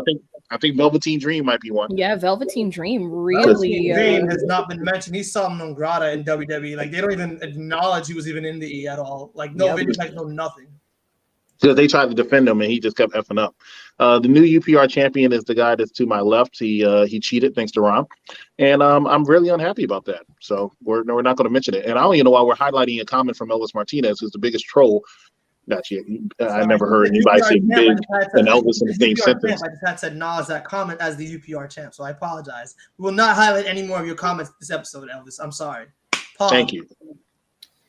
Okay, so getting back to the main event here, yes, I found it very interesting that it was kind of speculated that Hangman might be the first person on the American side to kick out of the One-Winged Angel, and I'm kind of glad that they saved that. I'm glad that they didn't even think to apply it. You know, he just countered it, and they kind of saved that for someone else. You know, I think that move has been very, very well protected, not just in this promotion, but just across time. And somebody kicking out of it really has to mean something. And while it would have fit here, I'm glad that they are potentially saving it for somebody else down the line. What the fuck did I just say? Why did we highlight his comment?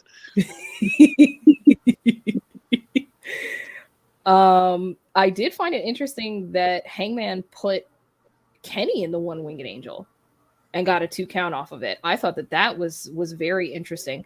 And just from a storyline perspective, I believe that the right person won the match.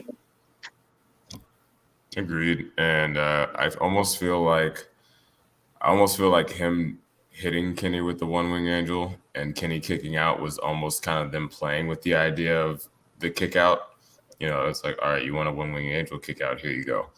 You know, but it was just reversed. And so I feel like that was a lot of fun. Yeah, there was a lot of nuances. And yeah, like you said, this is a 2-year-long story that AEW has been telling since, you know, the first, you know, arguably the first Dynamite, and definitely the first Dynamite, and, you know, since the promotion's been a thing. And sometimes you just need those moments that it makes sense. That's what's expected, and that's just what it's supposed to happen. Because if that's, for sake of argument, say you had Kenny win, you know, I'm not saying Kenny can't keep putting on good matches, but his character, a lot of people are starting to get bored with. I find him amusing, but like, I also felt like it was time. What else? And then flip side, what else do you do with Adam? You know, to rebuild him. You've been building him up so long to get to this point. After this, there's not really much you could do with him. Now I do, you know, going to the future a bit, have him hold it till Double or Nothing, have him fight MJF and have MJF win, you know.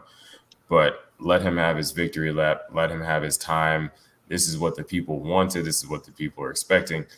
And I've seen nothing but positivity, you know, about Adam winning. You know, just a few naysayers here and there that just, you know, wanted Kenny to win. But overall, this was the expected and accepted outcome. You know what I mean? This is what was canon. And it was a great moment. I mean, and I was super happy. Kind of going back to the Eliminator Tournament final, I think that they made the right choice by Danielson winning, because that did kind of put an extra question mark over the main event of who is really going to win. Could we potentially see Omega Danielson 2, but this time for the strap? Like, you know, I think that they strategically place their wins and losses to kind of culminate to this moment of kind of putting that little extra sprinkle of doubt over the top. But I think ultimately, just like Joker said, this was what the outcome should have been for this particular storyline. Where we go from here, I 100% agree. Maybe a 6-month reign for him to just, you know, be the people's champ or whatever it is that he's supposed to be. And then MJF needs to make his next move. I like the nuances of this match. I feel like we always talk about nuances, at least when me and EC are on, we talk about the nuances of certain wrestlers. This match had a lot of them.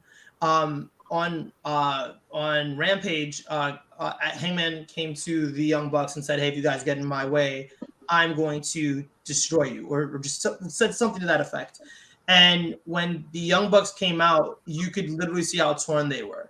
And it was the last buckshot lariat that he gave Kenny. He kind of looks back at Matt Jackson and he gives him a nod, like that. We're not gonna fuck with this. Like, right, go ahead. Like, go ahead. And he does it. Hits the buckshot lariat and pins Kenny Omega. Did the right person win? Yes. 2-year storylines. WWE can't run a 2-month storyline, let alone hope to run a 2-year storyline. I think Roman is the biggest example of them running a long-term storyline, and that's really amazing for them because they're putting all their energy behind one individual, which is Roman Reigns. But to have this character that we've seen throughout the course of 2 years, like, kind of go through the motions and the little nuances of life, and just kind of, you know, like you're riding high, you're going up against Jericho, you lose. You're going up against person, you lose. You know, like, you have tag championship when you're high again, then you lose those championships. Your tag partner turns on you, then he becomes a world champion, and it's like, you have a kid, you have to leave AEW for a while, you come back, you win a tournament, and then you ultimately go on to face him and beat him. Like, the right person won. Does he need a long reign? Yep. Is MJF the person to take it off him? Yep. Did they really do a lot of great plotting with Danielson winning? Because we talked about this on Wednesday. If Danielson wins, what does that mean for the championship? And I thought once Danielson won, I'm like, yo, Kenny got this. But just to Joker's, to the effect of what Joker said about the one-winged angel and then playing around with the 2 count, I feel like that was really great. They did that. They gave us the kick out of the one-winged angel just by the master of it. And I think people are going to wonder now, where does Kenny go? Because Kenny was a dominant champion. Where do we see him go after this loss? There's options for him. There's Kenny Danielson too, which is an amazing match, which you need a winner for because they drew. There's Okada, who's coming in the wings. You know what I mean? There is the potential of Jay White coming in. There's a feud with Jay Lethal. There's so many things you could do with him right now to move him away from the title picture, including sending him through the Forbidden Door to New Japan, which he didn't exactly have the best end in Japan before he came to All Elite Pro Wrestling, before they formed it. So why not bring him back to the place where he started and made his name and just elevate them? Because now he's a bigger star. He's a U.S. star now, which definitely increases star power and people and his notoriety within Japan and other places as well. EC, what do you got? Stopwatch. All right, so I literally timed myself, bro. A minute and 10. I got you. All right, so I'm going to disagree. This is how I'm going to disagree. I'm so surprised. I am so glad this storyline is over. It's been 2 years in the making, and these are 2 of the most boring characters you have on TV. I'm not interested in cowboy shit. Kenny Omega's horrible on the mic. Great ring talent, but he's horrible on the mic. Adam Page, dang. All right, Booker T. I'm gonna backtrack a little bit. I can't say I disagree with Adam Page winning the championship. Not entirely, because I think the end game is going to justify the means. Because there's a phrase we like to use in wrestling.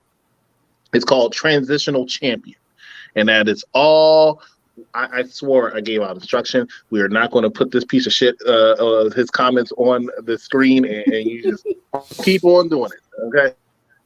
Apologies, you're not the champion I am. Sorry, just wanted to say that.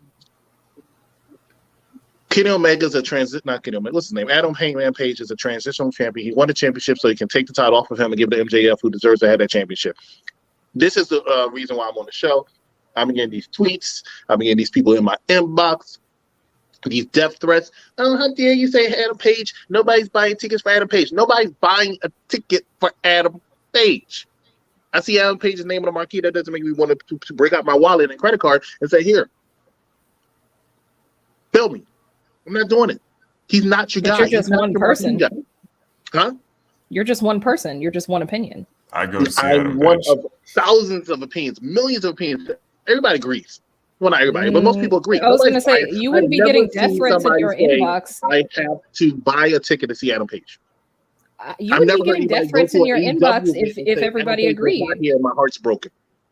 If everybody agreed, you wouldn't have death threats in your inbox. I'm sorry. No, they don't agree because they're AEW fans and they just not really want to face reality. But the bottom line is, when they go to an event, they do not go to an event, and their top person they want to see is Adam Page.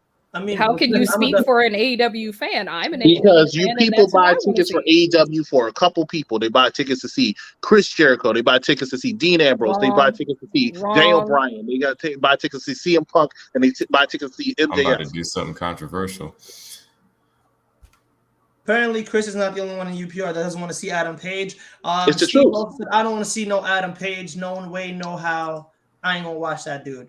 Him winning the title was a feel-good moment. Good for him. Good for the cowboy shit. I haven't met a cowboy I like yet because of Dallas. But the bottom line is they put the title on him so Kenny Omega does not have to lose the championship to MJF. And MJF is your person that you want to hold that title. The ratings aren't going to go up because Adam Page won the title. Ratings are going to go down. You're going to have a good match with Daniel Bryan. He's going to win that match somehow or can retain the championship somehow in order to give that storyline all the way up until Double or Nothing, because I think that's the pay-per-view in February. And that's just how it is. Adam Page is not your guy. If I ask you to name your top 10 wrestlers, Adam Page is not going to be your top 5. Kenny Omega is probably not going to be your top 5. And that's just how it is. So you might want to send me a death threat or tell me, hey, you can't. But it's the truth. You might hate it because I'm right, because I'm always right. I'm right. Yeah, okay. You know I'm right. No. Adam Page is not your guy. Chris, I'm going to disagree slightly. Under any other circumstances, because you know me, I'm a diehard WWE guy. I love WWE. I live and breathe it. Like, that's why I cover it. That's why I asked to be on WWE. All right, get to the point. Let's go. So the point being, is he your traditional guy? No, he is not. He's not somebody I would peg to be that. But the storyline has kind of built him up to be the guy. And honestly, yes, the storyline took a very long time to finish. It took almost 2 years. It went through the pandemic era, but it kept our enthusiasm for that entire amount of time. And that is what professional wrestling is about. It's about keeping our enthusiasm and suspending our mind a little bit. It's away from what's really going on with us. So I think that they did a really amazing job for what they did. Is Hangman a great champion? Can he be a great champion? It's yet to be seen. Is he a transitional champion? I don't think so. Is MJF? He's definitely a transitional champion. He's not your Here's answer. my question: why does there have to be such a negative connotation with a transitional champion, even if that's partially true and MJF is the true next stop? Why does there have to be such a negative connotation with, oh, okay, well, Hangman's just a transitional champion? There can be positivity that comes from his 6-month, 4-month title reign. It was negative at first, but now I see the positive spin on it because you're going to give the championship to MJF, who's arguably my favorite wrestler in the company, male-wise. So it's not negative because earlier this year we had a transitional champion WWE, and I agreed with that. He's my favorite wrestler in period right now, and that's The Miz. He won the championship from Drew McIntyre, and that went over to Bobby Lashley. No problem with it whatsoever. I'm just saying, for all these people who act like Adam Page is like the biggest thing on earth right now, he's not. He's not. You're not buying a ticket for Adam Page. I stand by my fact. Chris, that's tough to say when we've waited for the storyline to culminate so that you keep saying that. Yes, you got your feel-good moment. That is beautiful. Wait, you really are not tuning in on Wednesday because you want to see Adam Page. Chris, I am. I was about to say, I definitely 100% am tuning on Wednesday. Like I literally am tuning in just to see Adam Page. Like, I'm not even in front. I want to see what Kenny does. I want to see if Kenny. I'm sorry. You want to see what Adam Page is doing, or you want to see what Kenny's doing? No, I want to see what Adam Page is doing, but I also No, want to you just said I want to see what Kenny does. You want to see the retaliation from Kenny Omega, as opposed to Adam Page had this feel good moment. He won the championship because he had a kid, like everybody else didn't have a kid this year. And nobody cares. Nobody cares. People are fans of Adam Page because of the intensity and the emotion that he brings into every match that he does. Like Cowboy shit. The whole cowboy shit became a thing because of Adam Page. Adam Page created cowboy shit. If you went back and watched a lot of Kenny and Adam's matches when they were a tag team, Adam carried a lot of those, like a lot of them.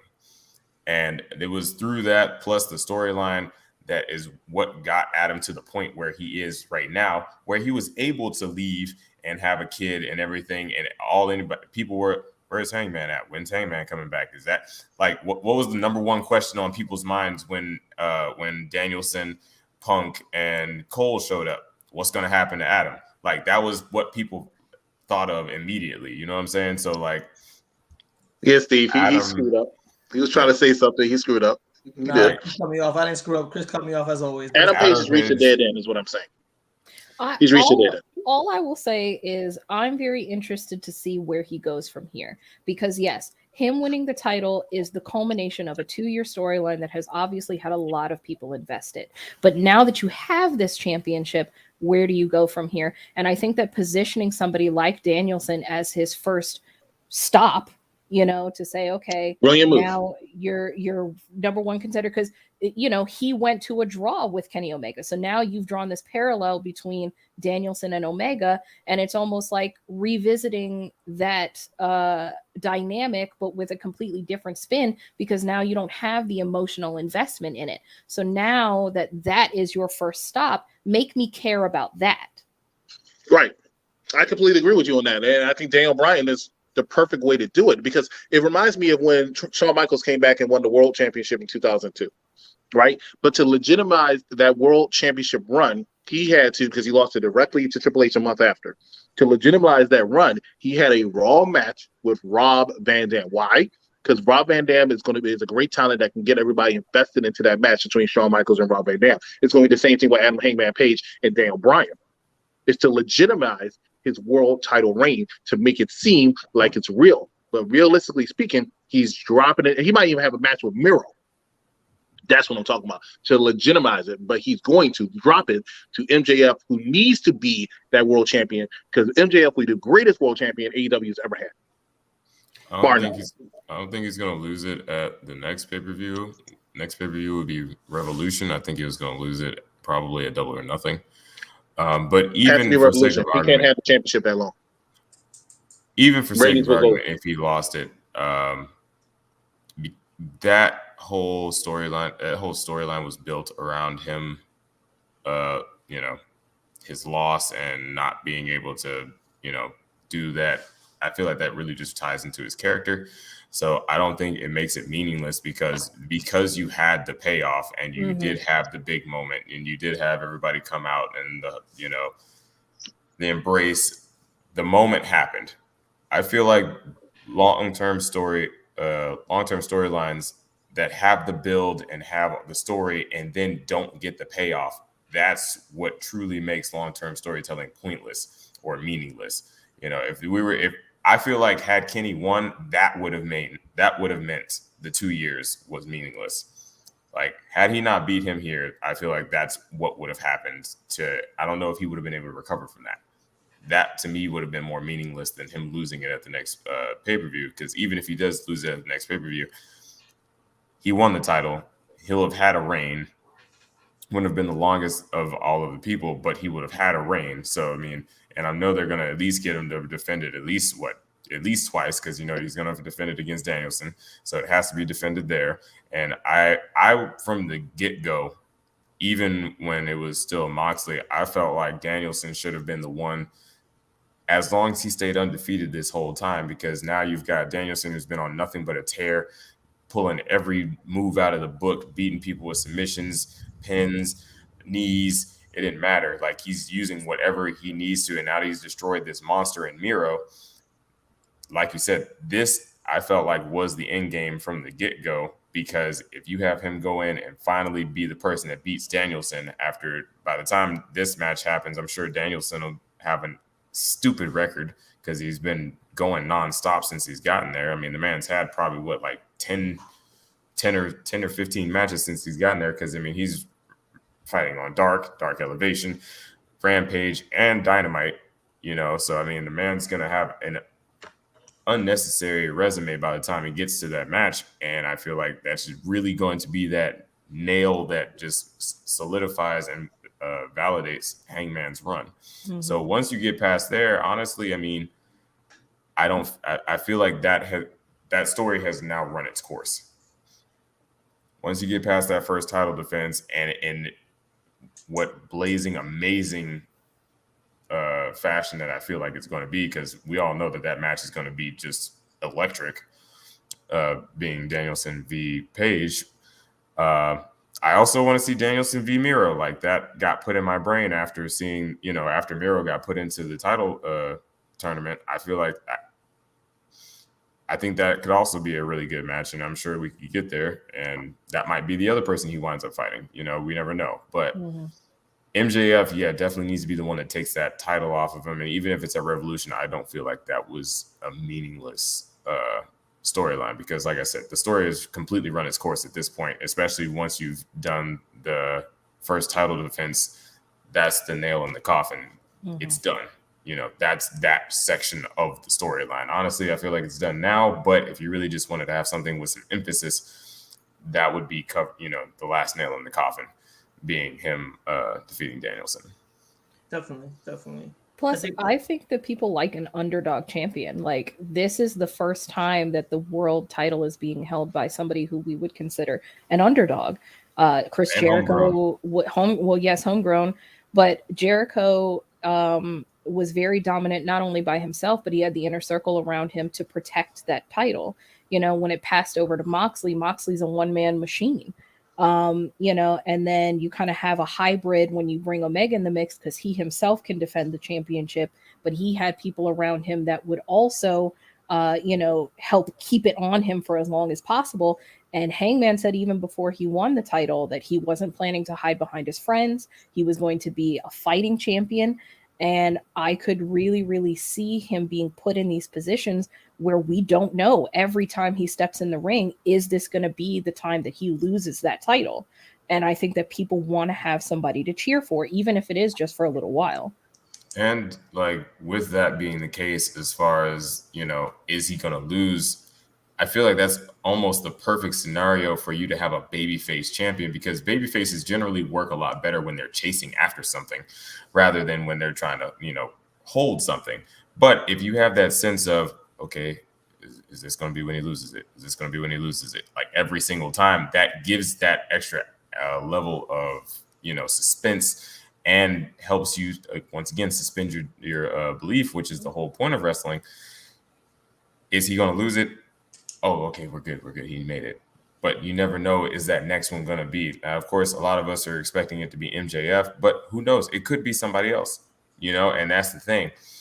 And I feel like that's why this works so well, because with Hangman Adam Page, I'm going to play a little bit off of what EC said, even if I don't know if he can hear me or not. But yeah, especially if you go from the beginning, people weren't tuning into AEW to see Adam Page.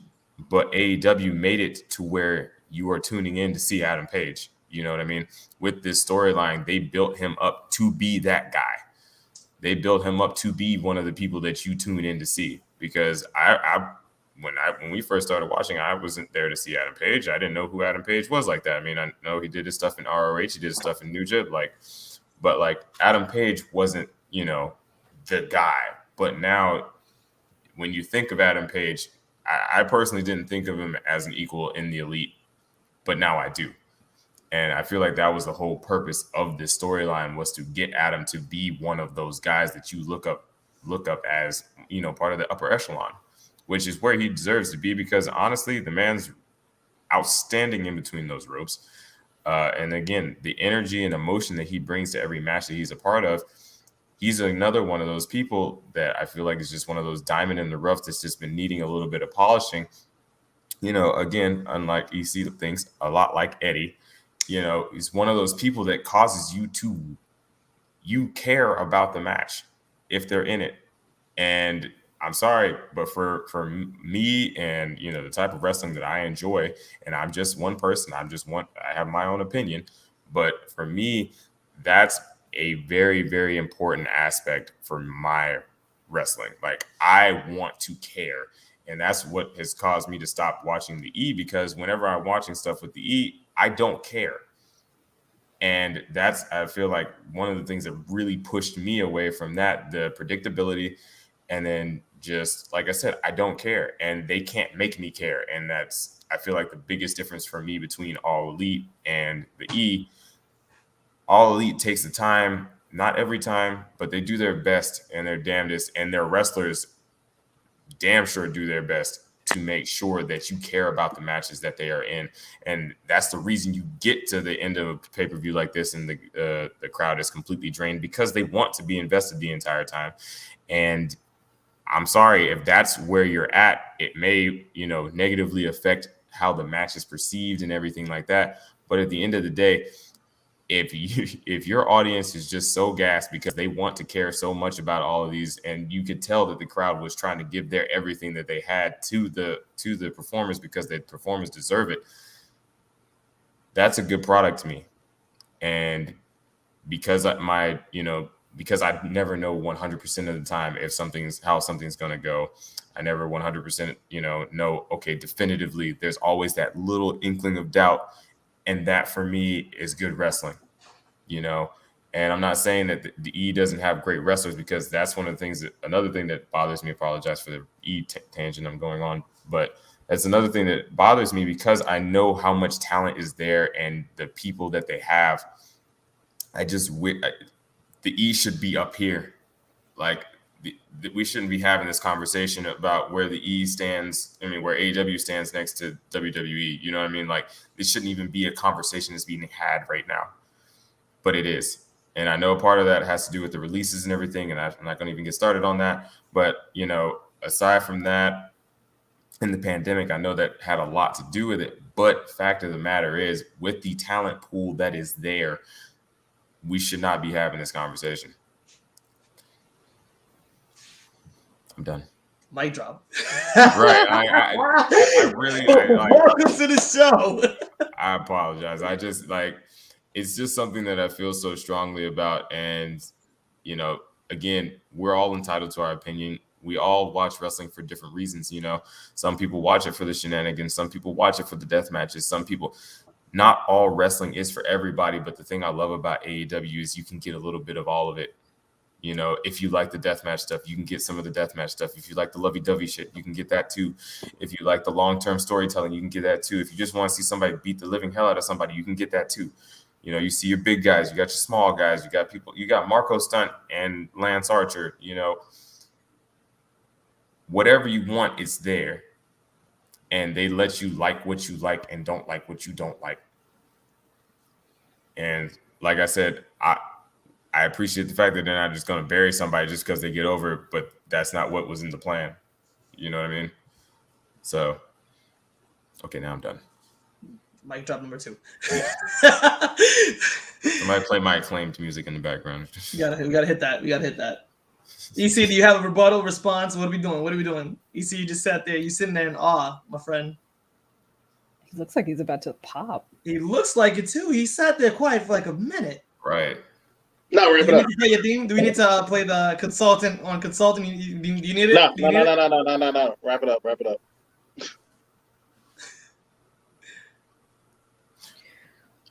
Well, with that's the end of the pay-per-view. I'd give it a solid 7 out of 10. I think that there definitely were some knocks against it. It's obviously not the best pay-per-view that they've put out, but it's certainly not the worst.